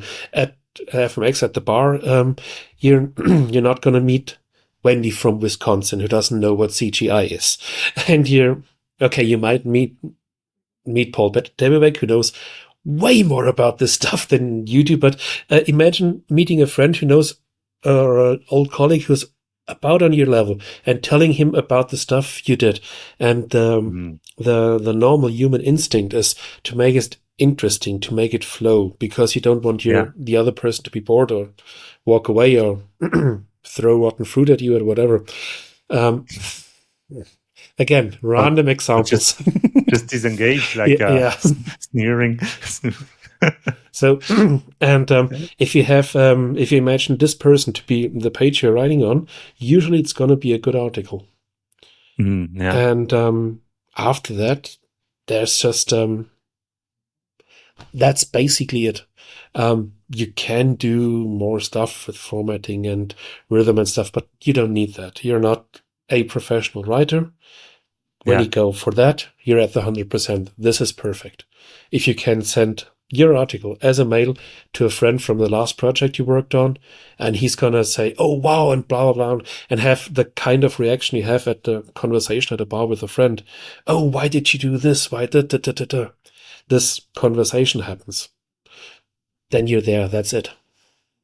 And that's so cool. So one thing I can also want to mention is when you do start to write, it's going to be a bit of a slog, yes, but when you get your rhythm, when you find your voice, which is going to happen very, very soon, far sooner than you expect, then the writing does not become difficult. This is one of the things like riding a bike. It's going up the hill that's difficult. It's not managing the gears or the brakes. And writing is the pulling on the brakes and the turning of the levers. This is not the difficult thing in publishing. And so when you get to that point, and then you're going to realize many other things that are going to happen to your way of thinking, because then you can always switch into this writing mode. And then you can do that. When I'm talking about something, does this make sense? Would I write it this way? And with a bit more practice, you're gonna get into Sagan territory. Carl Sagan, the famous physicist, and Richard Feynman said that as well. So, you, me, cleverness of those people, and they said you don't understand something if you can't teach it. Writing is a way of teaching something to us, and this will help you understand. And there's people who wrote articles and then were really frustrated. If I had a thought about it like that, I wouldn't have had this problem. Only structuring it, thinking about it, putting it in context, and then the solution was obvious. True. It was the butler all along, or whatever. Honestly, that's also what's happened in coaching. Sometimes it's just me powerful listening, actually doing that exercise of doing it live with someone.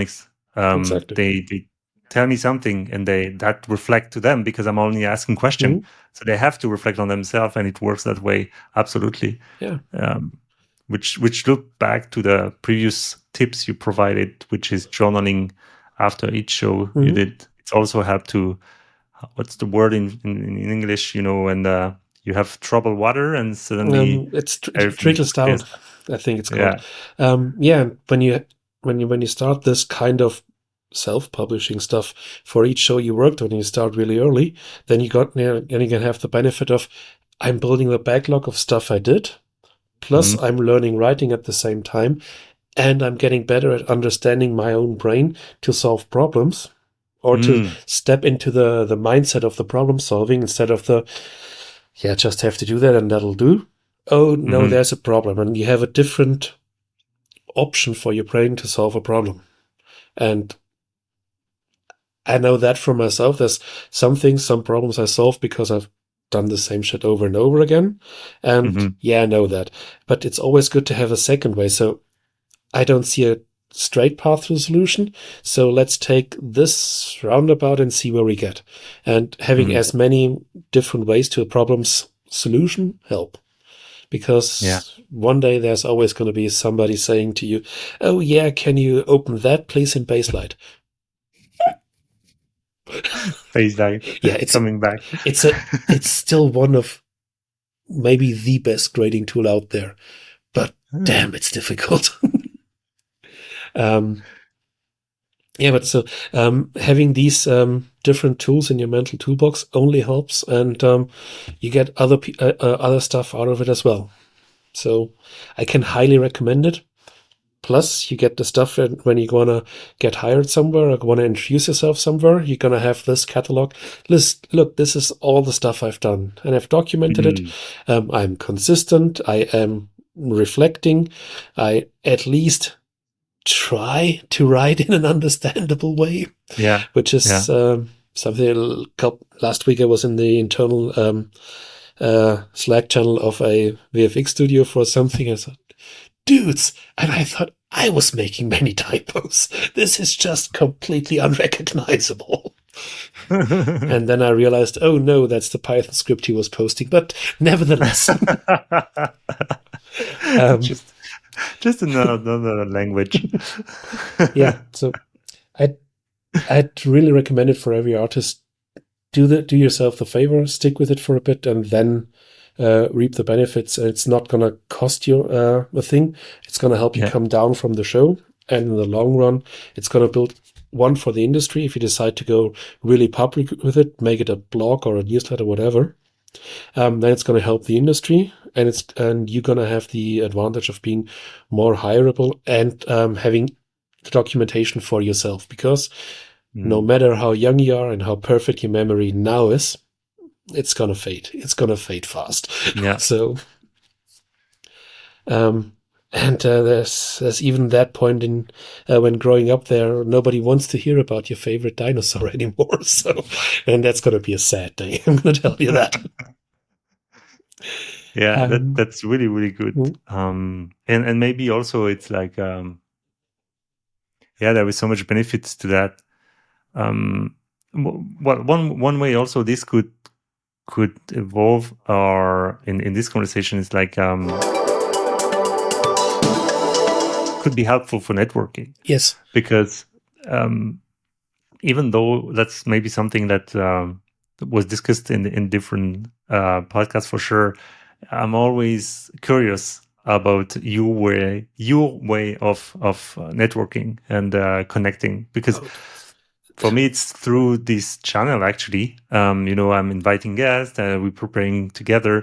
There is a lot of fair, obviously, events. You posted recently on one of you've been, I think it was in Berlin, if I'm correct. The last fair. The last one was Amsterdam, the IBC. Amsterdam. Oh yeah, IBC. Yeah, that's the big one. So, do you have like a plan, a strategy, or an agenda? Yes, and yes. So the plan is to get into the room where I'm not the smartest person in the room, which is quite easy for me. That's most rooms. And the strategy is don't go networking. If you go networking, you're gonna miss the good stuff about it. Try to meet interesting people where you think, I want to talk to this person, or listen, this person is offering something to me. He can teach me something in that moment. Don't go in there with, I have the business strategy for the next 3 quarters. I'm going to go networking, and then I'm going to have a network, and this network will do blah, blah, blah. No. Collect people you know, and that's all that is. Interesting people, funny people, nice people, sarcastic people, whatever. Don't go in there with the agenda, I want to build a network. Go there to meet people. If you're not interested in people, go to another event. Because if you're not interested in the people and what they're going to have to say, this is not going to be a network. You're going to be the roadblock in the conversation in the group. And don't try to be overly professional. Don't do the American networking thing, all plastic smiles and how do you do? I can see your face. I know how you're doing. This is bullshit. And the thing that stuff like IVC or especially FMX, which is very good for that, you can assume all the people there are interesting and smart. So say hi. What are you actually doing? what the fuck is the point of you? And if they have some humor, they gonna tell you who they are. And coming back to Paul Davidbeck, this was the beginning of my conversation with him. And he's a brilliant, funny guy. But get to know the people and forget about this networking stuff. Networking is to having a social interaction like LinkedIn is to friendship. This is... Yeah, true. That's a good analogy. It's a misleading term because you think you're going to network, but you actually going to meet people. That's it. Yeah. Just be surprised who's there and be open to whomever is there. And then you make amazing people, and you're going to meet future friends, and you're going to meet the person. Oh, yeah, I remember that face. Yeah, we talked for 5 minutes and that was fine. Or we talked for an evening and that was fine. Don't try to have some strategy for the social interaction. And if you're a quite introverted person, go in the way like big well, coming back to IBC. Just kidding. Never go to the booth party after 6. Now, if you're an introverted person who has a problem with that and maybe thinks, oh, they can give me tips on networking. No, it's difficult for all of us.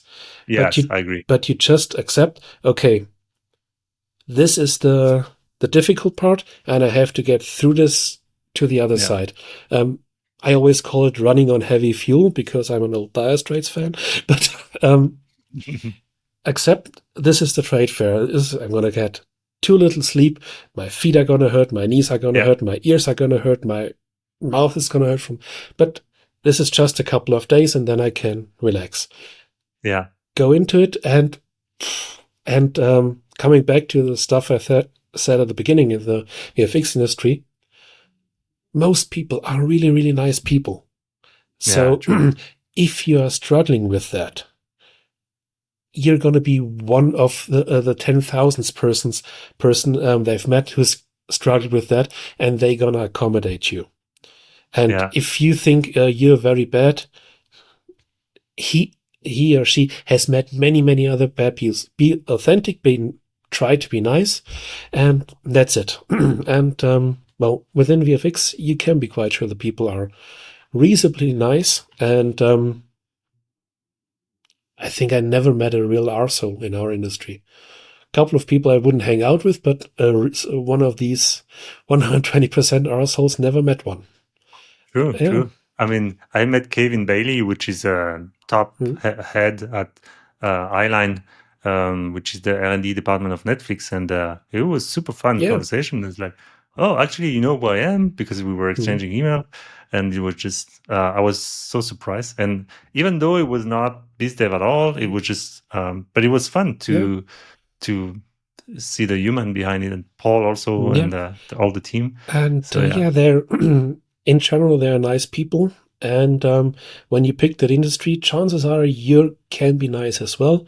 So enjoy it and accept it for the short period of stress that it is. And next week, you kind of put some super glue and some noise canceling headphones and take a week off. And I think it's even a way to not be drained by events, because I think when you go through an event and you're resisting that stress of uncertainty, or I'm not sure if I show up in a good way, then if you just let go that, you're more relaxed at the end. The more I do events, the less I'm drained energy-wise by it, because I'm more relaxed. I'm like, whatever happens, I'm just going to go with it. And then you're not that stressed with it. For myself, I can tell you it's been quite a few events over the last year. Each and every one is stressful. Each and every one is draining. But I know it's going to be a day, 2 days, 3 days, 4 days, 5 days, and then it's over. And this having a deadline, it's I'm comparing it to moving houses or moving flats. You know, there's going to be some preparation. Then there's a part that's no fun at all, and then things get better. And this is the way. And an event is, there's some preparation. You're going to do some interviews. You're going to meet some people at certain spaces and times. This is preparation. This is fine. Mm-hmm. Then there's no fun part. And then it's over. And knowing that it's going to be over soon makes it, as someone who likes sitting down, let's call it like that,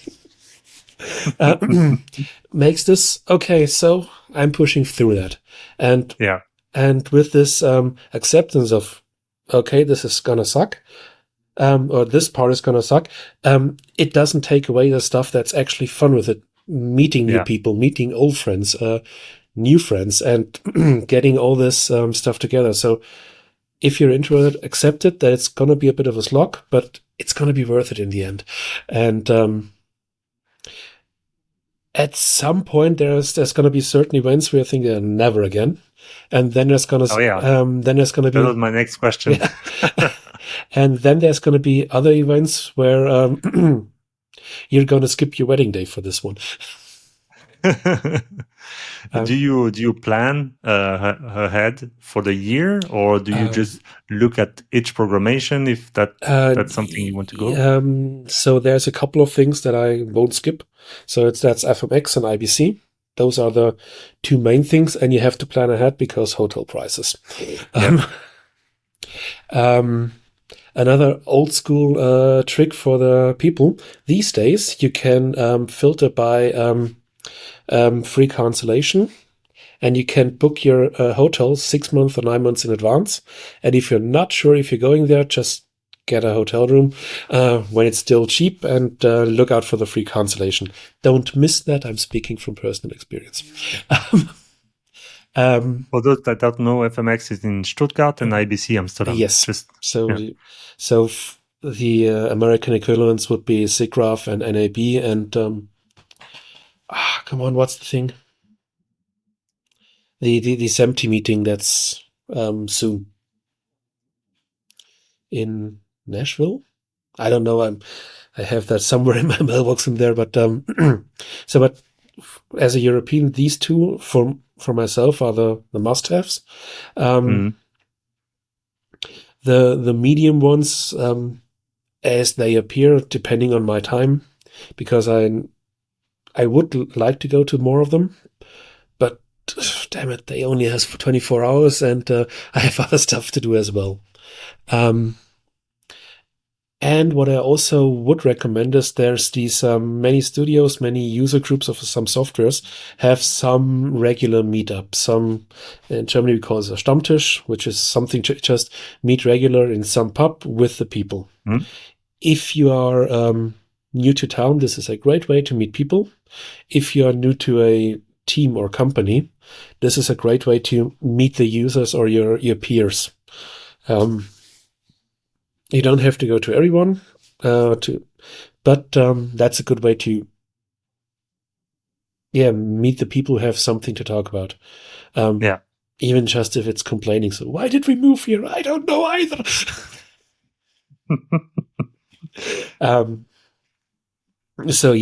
And otherwise, try to be interested in the other persons around you, and the rest will happen by itself.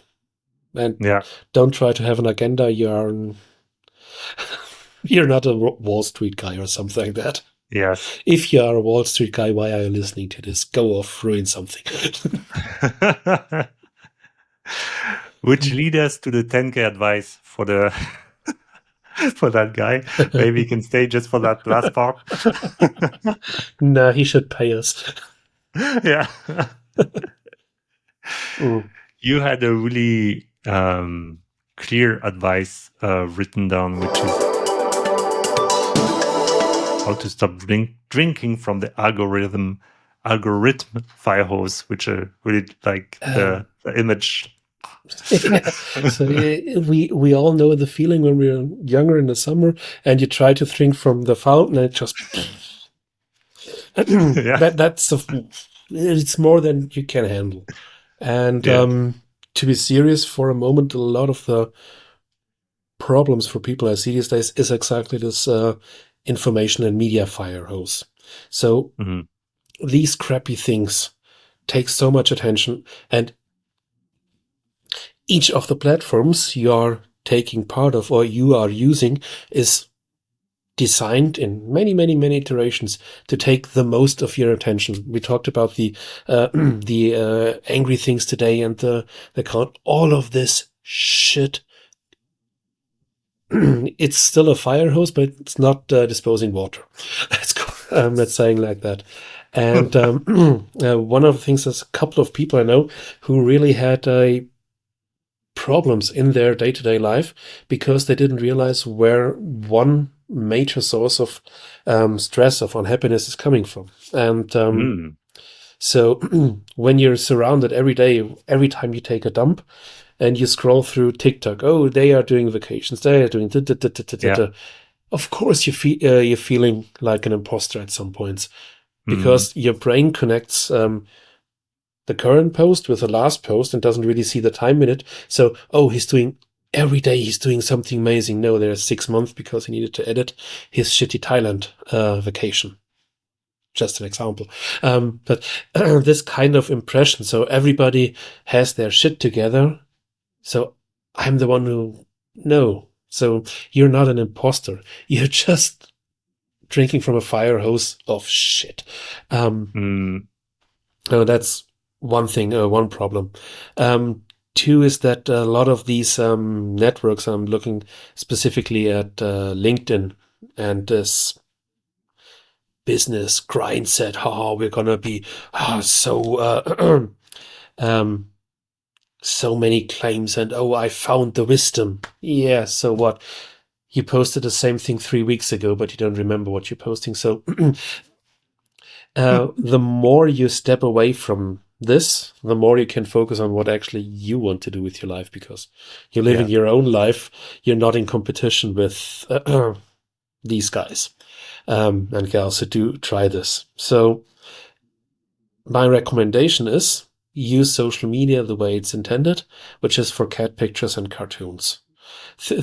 Yes, things you like. So the way my life got better when I just blocked every arsehole on social media.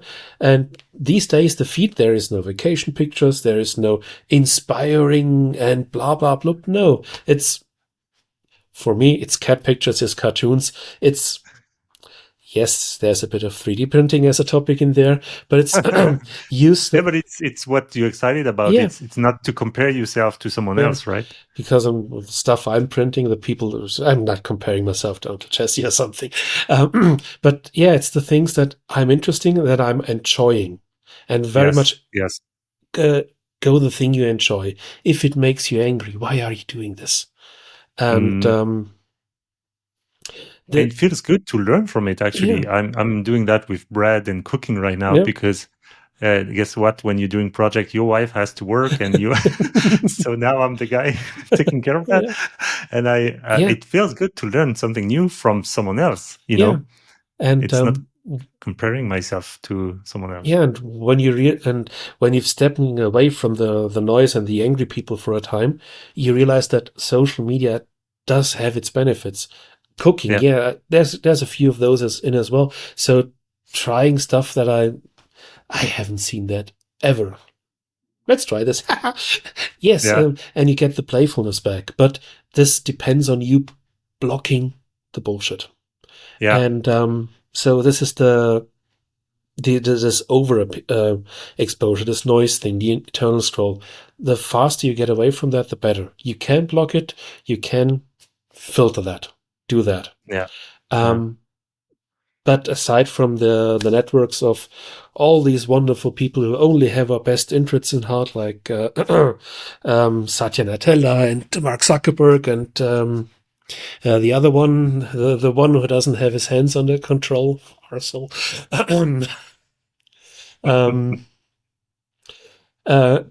They don't. These companies aren't there to make your objective. So you have to resist that a bit. It's not a big work. It's going to take a bit of time. But when you're scrolling your social media feeds and you get angry, you're doing it wrong. Yeah. And that's a good way to check in. So depending where you're scrolling, how strong you push, this is an indicator. And you know, it's like also usually it's because you're also giving another alternative by self-journaling. I think creating your own feed. Yes, it's something that could be. And that's the actual 10K advice. Use a bloody RSS reader. So for people not knowing this term, RSS stands for really simple syndication, and it's an old web technology. So we're talking 90s old, and basically it's so to the VFX guys, it's quite easy. It's an XML file with a date on it, and you have a software who asks that every day or every hour or whatever. And so you get the content that's new, and your RSS reader software tells you, okay, you've seen that and you haven't seen this. So you only get the stuff that's new, and you can just go through it like a mailbox, basically. But what's the amazing thing about this? It's not just mail. You can use RSS reader to follow YouTube feeds, Reddit, newspapers. Ideally, all of you would follow the digital production feed. Just saying. You can follow other newspapers. So if you're a VFX, Vincent from Art of VFX does a very good one. CG Record. All of these sites have RSS feeds. Some have different versions where you have for certain topics. And this thing all filters into one software, gets stripped of all layout, and you just read one after the other. So it's not flashy. There's no pop-ups or anything. This is just text, picture, link to videos. Yes, but this is just how you want it. And you navigate it by, you can go the mouse route, or you can just use JK, like you know from every editing software, and you're just scrolling, chuck. And this is extremely fast, and you have a good overview, and you see all that's happening on those sites. It's not an algorithm who decides what you see and what you don't see. And for example, for news, and everybody should read some news at least, you'd actually get the overview and not what LinkedIn is pushing these days. You get the whole stuff and you sort it by whatever criteria you want, the newest, the oldest, whatever. When you start out, you're going to have a few hundred because it's going to pull all the old stuff that's in the XML file. But once you've got through the first hump, and you can just mark everything red, and done. And I do this very often with a couple of people who post a shit ton. And when I'm, for example, Reddit posts are a good example. There's a couple of subreddits that are quite good, but boy, do these people have too much time on their end. Oh, there's 600 new entries in. Yes, it's the 3D printing group. So even the Reddit has RSS feed? Yes. Interesting. And depending on the RSS reader you use, you can just pull it in, or you have to go to one step where you add .xml or something to the URL from the subreddit. And it's quite easy. And so the one I'm talking about, INO Reader, it's called INO Reader. Many others are available. Many others, and I'm going to talk about that in a second. So Shift A and the 600 entities for the 3D printing group are just marked as red and done. So this is the moment you're feeling stressed by the news. Oh, it's too much, or I've been on vacation for a week and it's thousands and thousands and thousands of things. Mark all as red. It's the easiest way to a zero inbox you can. And there's many other things you can get feeds for. DeviantArt has feeds for single artists. Blue Sky and Mastodon and Tumblr and all of these things that are depending on you to look at it each day or you miss something. No, the feed is always there. And when you're not in the mood for it because it's a hectic day or you're whatever, for what reason, if you don't look at it for a couple of days, it just accumulates. It doesn't judge you. You're not missing anything. It's just there. And if you want to, you can look at it. If you don't want to look at it, mark as red, done. And this is the way to consume a load of news. This is something that all actual journalists have in one way or another. Yeah. Because it's the only way to drink from the fire hose without drowning.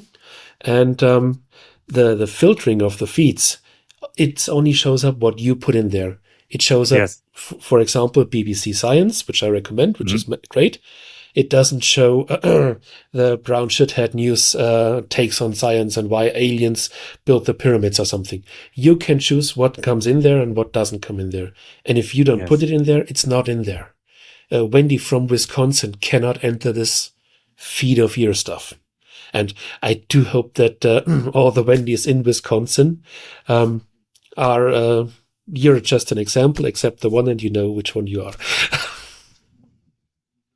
And if this happens to one Wendy in Wisconsin, she's going to... But, well, also this thing is with that technology, when you mark something as red, depending on the tool you're using, this is still searchable.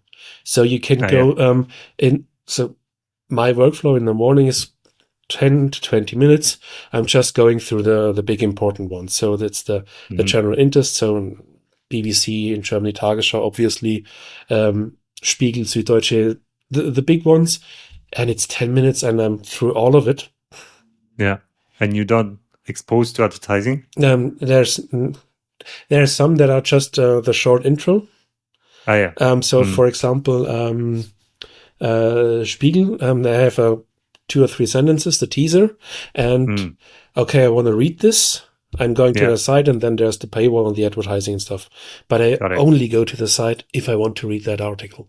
I don't have to scroll to their site and, no, I already get the newsletter. Yes, I get this newsletter as well. No, I don't care about... No, it's just one nice list, and there's different ways of formatting depending on how you like it. And this is quite easy, and I have in my feed, it's about 6,000 or 7,000 pages by now that I'm regularly watching. And some of them only post something every couple of months. And I'm not missing that, because the ones that aren't shouting, they don't get drowned either. And you can sort this into folders, into tags, whatever. So you say, okay, this is VFX news. This is general CG news. This is general tech. This is broadcast. This is color grading, stuff like that. And then there's something that a lot of people only realize after using it a couple of years. There's something called watched sites. For the few sites that don't have an RSS feed, you can just tell it, look at this site every week, take a screenshot and compare this. When there's a difference, drop me a point in the feed. And, wow. I wasn't aware of that. Yeah, and this is a great tool, because stuff you should be caring about, what happened to this and this person? Does he update his site? No, he doesn't have an RSS feed, and I'm not going to look at this shitty site too often. Oh, look, there it happened. And you see what's happening there for these people. Nice. All WordPress.com sites, all blogs have RSS feed. Yeah. And if you stayed long enough, here is the super trick that I'm not doing publicly. There is something called Google Alerts. Use that if you want to be a grown-up. Google Alerts is basically telling Google, search for this phrase every day, and when you find something new, send me a recommendation. Pros do that for their own name, their own company, their brands and stuff, the projects they're working on. So let's say, Julian, you're doing that. You're creating the newsletter for your name. So everybody in the beginning, there's a lot of it, but then somebody out there mentions you, you're going to get the notification. Oh, that's cool. And this means that if you're publishing, if you're somewhere out there, most of the time it's going to be nothing. It's going to be, and in the class of blah, blah, this were the children in the school. So, okay. But if something is coming up, you get to know it before it becomes a problem. If you're producing media in any way, the stuff you put out there, watch what people are saying. And you don't have to partake in that conversation, but you know that it's happening, and you know where it is happening. And this helps a lot. And you can do this for any search phrase you can put in there. You can put quite difficult, quite long ones, or just one word. And in the beginning, everybody does the mistake. He makes it too simple a word, and there's a lot. Have too much information. Yeah, there's a lot of people talking about Photoshop out there. And again, not a random example, but you can have a alert when something's happening out there. Actually, Google is working for you, and there's no advertising in there. There's no, and you can have it as an email. You can have a weekly compilation, or you can have just an RSS feed. And obviously, with the topic, I recommend the RSS feed. And when you're working in a studio, use the name of the studio. If it's your company, why aren't you doing this by now? And it searches through all the forums and stuff. So again. Yeah, I remember that feature I was using a long time ago, Feedly. Yes, and Feedly is an RSS reader. Yeah. This is exactly that. And this is one of the few that I do recommend. So if you're starting that out, I should have a list of recommended sources for VFX people. I'm going to send this to you afterwards, and you can download it. It's just an XML for a couple of kilobyte. So the technology is you have a point of software who looks at the XML files. This can be either online or offline. If you want the online version, so I personally use InnoReader, and there's a free version of that, but there's some features that are behind the paywall. Go for the free version. If this is a workflow that works for you, you're gonna go for the full version. And I've been using that for a couple of years now, because a couple of years ago there was the Google Reader, who was perfect, who was free, who was faster than anything else. So Google killed it. Thank you. Still angry about that. Other ones are, there's one called The Old Reader, which is based on Google Reader from the layout here. There is Feedly, there's many others. They all have a free version. Give it a try. And also all of them, because it's just an XML file, or when you have many feeds, it's an OPML file, which is just an XML file with another thing, and you can import and export these to other feed readers. So try one if you like the thing, but if it doesn't work for you software-wise, you just can leave and go to the other one. Import, export, quite easy, one file to up or download. And it's kind of circling back to being in control of what's being fed to you somehow. Yeah. Back then, I was using that for a music release. It was because it was really specific. It was minimal techno stuff, and it was, So the release in the feed was beep, beep, beep. Sorry, just a few dots. But it was good to have directly the feed from the website, from the label even. But I never thought about doing that for other than that. And that's a really good idea. And out there's so many great pages with stuff that interests you. Doesn't have to be 3D printing on Reddit. It has other topics available. Cats, for example. All of these sites, all of these small publishers, all of these groups on different, a lot of forums have RSS feeds. For example, even groups. Lift Gamma Gain has an RSS feed. What's happening there? And again, you read it when you want it to. There's no algorithm. It's just there's new stuff, there's new stuff, there's new stuff. Nothing else. And for example, also for Twitter and a couple of the other social networks, there is individual feeds for creators. So by accounts. Yes, by their accounts. So for example, if you have YouTube is notorious for that. Either recommends you always the same thing or never again. And you think, this creator who only does his tutorials every couple of months.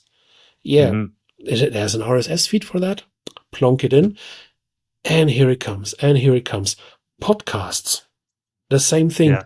And you don't have I have the giant list that I should listen somewhere. No, you have a folder with these are the podcasts, and those are their last couple of episodes I didn't listen to. Because it's pretty bad to navigate Apple Podcast. Yes. It's you only had, I don't know, it's don't know what you really like, and you can really not really sort by creators. So that solved that problem for sure. Yeah. So you can just and Spotify and Libsyn and whatever, all these big platforms have RSS feeds, because this is also how they talk to each other. So they're not going to turn that off anytime soon. Yeah, it makes sense. And and in addition to that, with the news alerts about the stuff that impact just you, you have a point of where all of this stuff comes together. Some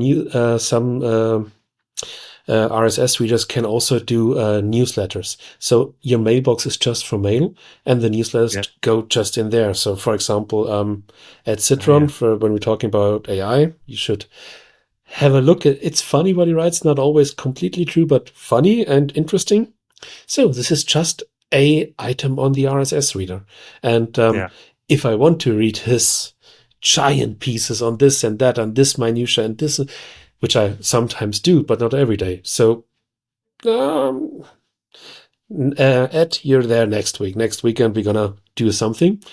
And I'm just going through the normal news. And if the normal news is overwhelming, or I have too much stuff to do, I can just mark it all as read. And all of these also have the I know Reader calls it star or read later or something like that. So you can scroll through. Oh, that sounds actually interesting. Mark it in some way. And this is the collection of stuff I actually want to read later. So you have the big heap of new stuff, and you make the little heap of stuff you want to look at when you're in the mood for it. Yeah. And then you're done. And you don't have this, am I missing the new video of this and this person? You don't have that anymore. And this takes a lot of useless pressure out of your day, and you can do other things. Other things can drive you insane. Like your job or your software, whatever. But but at least it's not a couple of bad websites.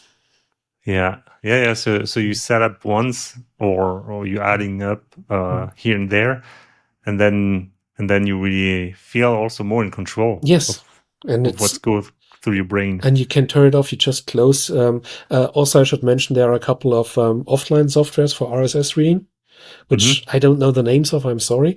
But I know that Outlook, for example, has an RSS module in it. So Outlook by Microsoft can be an RSS reader. Thunderbird can do that as well. There's dozens of out there. Opera has a RSS reader built into the browser. So this stuff is available. It's free and it's an old technology. So there's no difficulty in keeping up with it. It's not going to change anytime soon. And it gives you some breathing room, and you don't waste the time on some crappy apps where the algorithm is thinking that it knows you better than you know yourself. You escape the trap. Yeah, and you're not the doom scrolling, because when everything is red, then everything is red. You can't scroll any further. And so, that's something. And also, since there's no layout, there's no orientation, there's the headline, there's the context, you don't have to click through sites on something. So you can go through stuff very, very, very fast. And if it's just another example, I read 3 magazines local to Munich, because somehow you have to know what's happening around you. So it's just the headlines. It's not even headline and text. It's just and off. Yeah. And it's easy and fast to get an overview. If there's something I want to read, which most of the times there is, I'm either starring it or marking it for later, or I'm reading it right now, depending on how big the to-do list is. If I'm hitting how many digits there are, if it's below 4 digits on the to-do list, I can take the time to read something. And then you have that, and you and this is very easy for everyone to set up. Even the pro versions don't cost a lot. It's not like guys, you're paying for Nuke. Everything is cheap in comparison.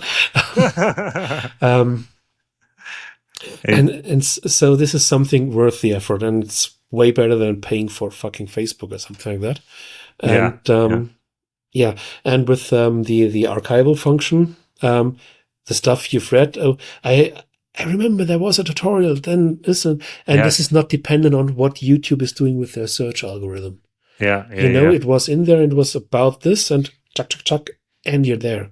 And it doesn't try to force feed you some other stuff in between.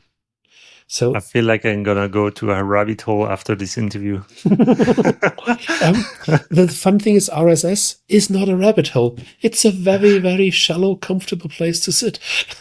No, I mean, like, to set it up. I was just gonna, I'm gonna send you the starters package with obviously VFX stuff as the main thing, and you can go from there. And nice. Usually the RSS readers, at least the online ones, have some recommendations for setting it up depending on the topic you want. It's politics, sport, weather, blah, the usual general stuff. But the sites you wish you'd seen more often. Have a look at it and see if it has a feed.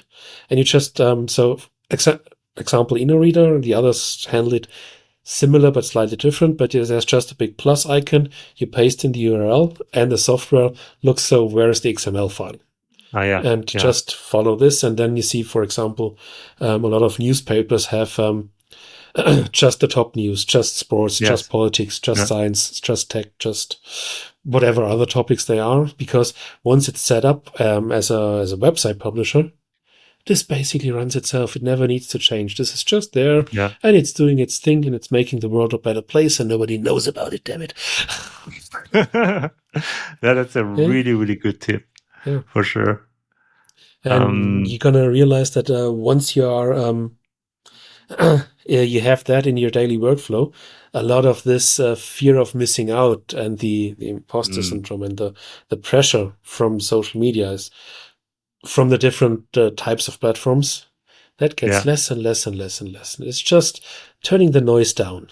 And because there is also that things of social networks. It feels like you always miss something because it never stops, right? Compared to the feed has an end. So at some point it's like, okay, for today it's fine. I've seen I know all the amazing YouTube creators I follow, if they put out something or not. And then it's done. And there's no, it doesn't recommend something else. It's just, it's done. And this is a very, very, very nice place to be. And I can really see the benefits in so many levels, for sure. And it's a tool people that have to deal with lots of information, have to deal with lots of information use. If they want to stay sane. Of course. And then also I can, I can see that to prepare podcast and to see what other groups are doing, making sure not to do the same. Maybe this topic is already discussed, I can really see that. Nice. And that's the $10,000 advice. Here we go. I'll send you a check. But wait, you're in Canada. Can I get a bowl of poutine instead? Or like the maple syrup? You can get that one in Germany, meanwhile. It took some searching, but we can get the real one here. So we are, we have quite a good exchange. Should we go with the closing takeaways? Yes. So, and if you want to go for publishing, start small, start consistent. Writing helps you sort your own ad, and RSS readers help you sort the rest of the world. That's very good. That was quite of a cheat code, let's say. It's so important in those time of, I think the image of the fire hose is really good. And I've seen so many people scrolling through their fucking feeds looking miserable. Yes, Yeah. you can have the thing on your phone, but why does it show you something that's miserable? Yeah. And Yeah. you might be even one of those persons who like dogs or other people's babies or your family or whatever. So train the fucking thing that it does what you want it, not Yeah. what Mark Zuckerberg wants. This is completely That's beyond comprehension to me. Why would you accept that? that it's, I think, can resonate a lot in Quebec when they're really about self-sovereignty. Mm-hmm. And I'm also that's what I like with Germany and Quebec. It's a lot about that. Mm-hmm. It's like understanding how things are, underlying things being made. So because there is a lot of difference between culture that I'm studying, Mm-hmm. and it was funny because the difference between Korea and Germany was not that much. The only difference is that the Germans want to know the reason why this works that way compared to, while the Korean, they're more a military based culture. So if you get an order, you just execute as fast as you can, but you don't ask why. Yeah. So that was And interesting. in Germany, we have this wonderful phrase, think first, then work. Yeah. And when people forgot about that phrase, everything went to shit. Yeah. Yeah, but this is something that is actually very close to the successful VFX artists. Successful meaning happy with his job. Yeah. That yeah, I know why I'm doing this. It's not just because the guy who was here before me 13 years ago said we're gonna do this. No, this is the best way, the most flexible way, the most the quickest way to have a annoying thing being done or something like Yeah. that. Once you understand the framework you're working in, usually it gets easier because even the things that, yeah, we do that because we always did that and within the way, if it's just one or two things, you can swallow that. So yeah, okay, that's tradition. Let's all wear a paper hat on Christmas and whatever. If it's a bit of that, then it's easy to accept as that's just the way it is. If it's everything, you never understand the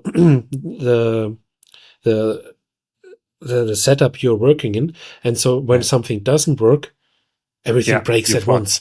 And and if you know what's happening, so oh, this machine went down, or here was the update that broke this or this or this. When you know what you're working with, you usually work better. Yeah. And you feel better. Yeah. Because you don't just have to swallow it because I said so. Yes, exactly. There's nothing that demoralizes people faster than because I said so. Yeah, that's true. That's was my experience when I moved back from Montreal to Scanline. The IT guys were really confrontational from my perspective as a North American mindset. But then I realized, well, I just know his stuff, and it's not me that I'm gonna tell you otherwise. So that's what I really like and love with Germany. It's like understanding what you're doing. Yeah. And with the stuff about both about publishing as taming the social media stuff, the more you know what is actually happening around you, the more you can shape it to yourself, because you don't have to be just the consumer. Mark Zuckerberg wants you. And when you start to consume news media, published media versus movies, which is another thing, more consciously, then you realize that a lot of these things that made you angry before aren't really that. Because a lot of, and this is the evil thing for the end of the thing, a lot of publishing houses work like social media because they want you angry, because angry people buy papers. Got it. Yeah. So this is how. So when you've been to England a couple of years, you've seen the Daily Sun and their shit in Germany, Bild-Zeitung. It's not about news. It's about making you angry and making you buy the paper. Yeah. And so you take back control of your emotion, also, right? Yes, because only if you are in control of your emotion, you can access the facts and make your own mind up. If you're angry, nobody had ever had a good idea why going, except, let's have another beer, but that's always a good idea. What I'm trying to say is that the things you can do for your life to have less stress and less pressure, this also applies to news companies, to publishing houses. And a lot of good reporting is left to the back page of the starting site or whatever, or somewhere below, because people don't click it, because people only click when they are angry, because there's a big competition. And the nice thing about VFX publishing, it's just 9 guys worldwide, and we're all friends, and we all look at the things a bit differently, so it's not really a competition. And all of the others, they don't see it as competition as well. It's just, we might talk about the same project, but Ian is going to have a completely different view from Vincent, from me, from Jim, whatever. We all come at it from different angles, and so hopefully, if we all pull that together, we have a 100% view of the project, and we know everything about it, but this is not. And bring back to the way that VFX is different than many other things. You don't have to compete. You can just be. You can do the thing you want to do and not be surrounded by arseholes. I love the conclusion. It's like the most. It's exactly go to the direction. Why I'm building this channel is to take back the control on yourself, not as a free control, but more as a understanding how you work yourself as a human being through coaching, and you just bring another piece of it, which is like what goes through your brain and what you accept to digest or not, and basically making your own menu. And things you can just spit out because you don't want to digest it. And also another thing that the realization that there's options what you digest is something quite vital, and also quite something that's quite important in journalism, because otherwise everybody would use only Adobe or only Foundry or only Autodesk products. And this comparison, you don't have to use Maya. There is cinema out there. You don't have to use Nuke. There is Fusion out there. You don't have to pay through an OCR software. You can get by on Blender easily, and it's getting better all the time. This understanding the options and your own place in it. I don't have the budget for Foundry, so what else is there? This helps you get. I wouldn't call it freeing, but you at least when you fuck up in your own way. and just give a more complete perspective on things, I guess. Having just one view. And perspective is everything. Here we go. That's the name of this show.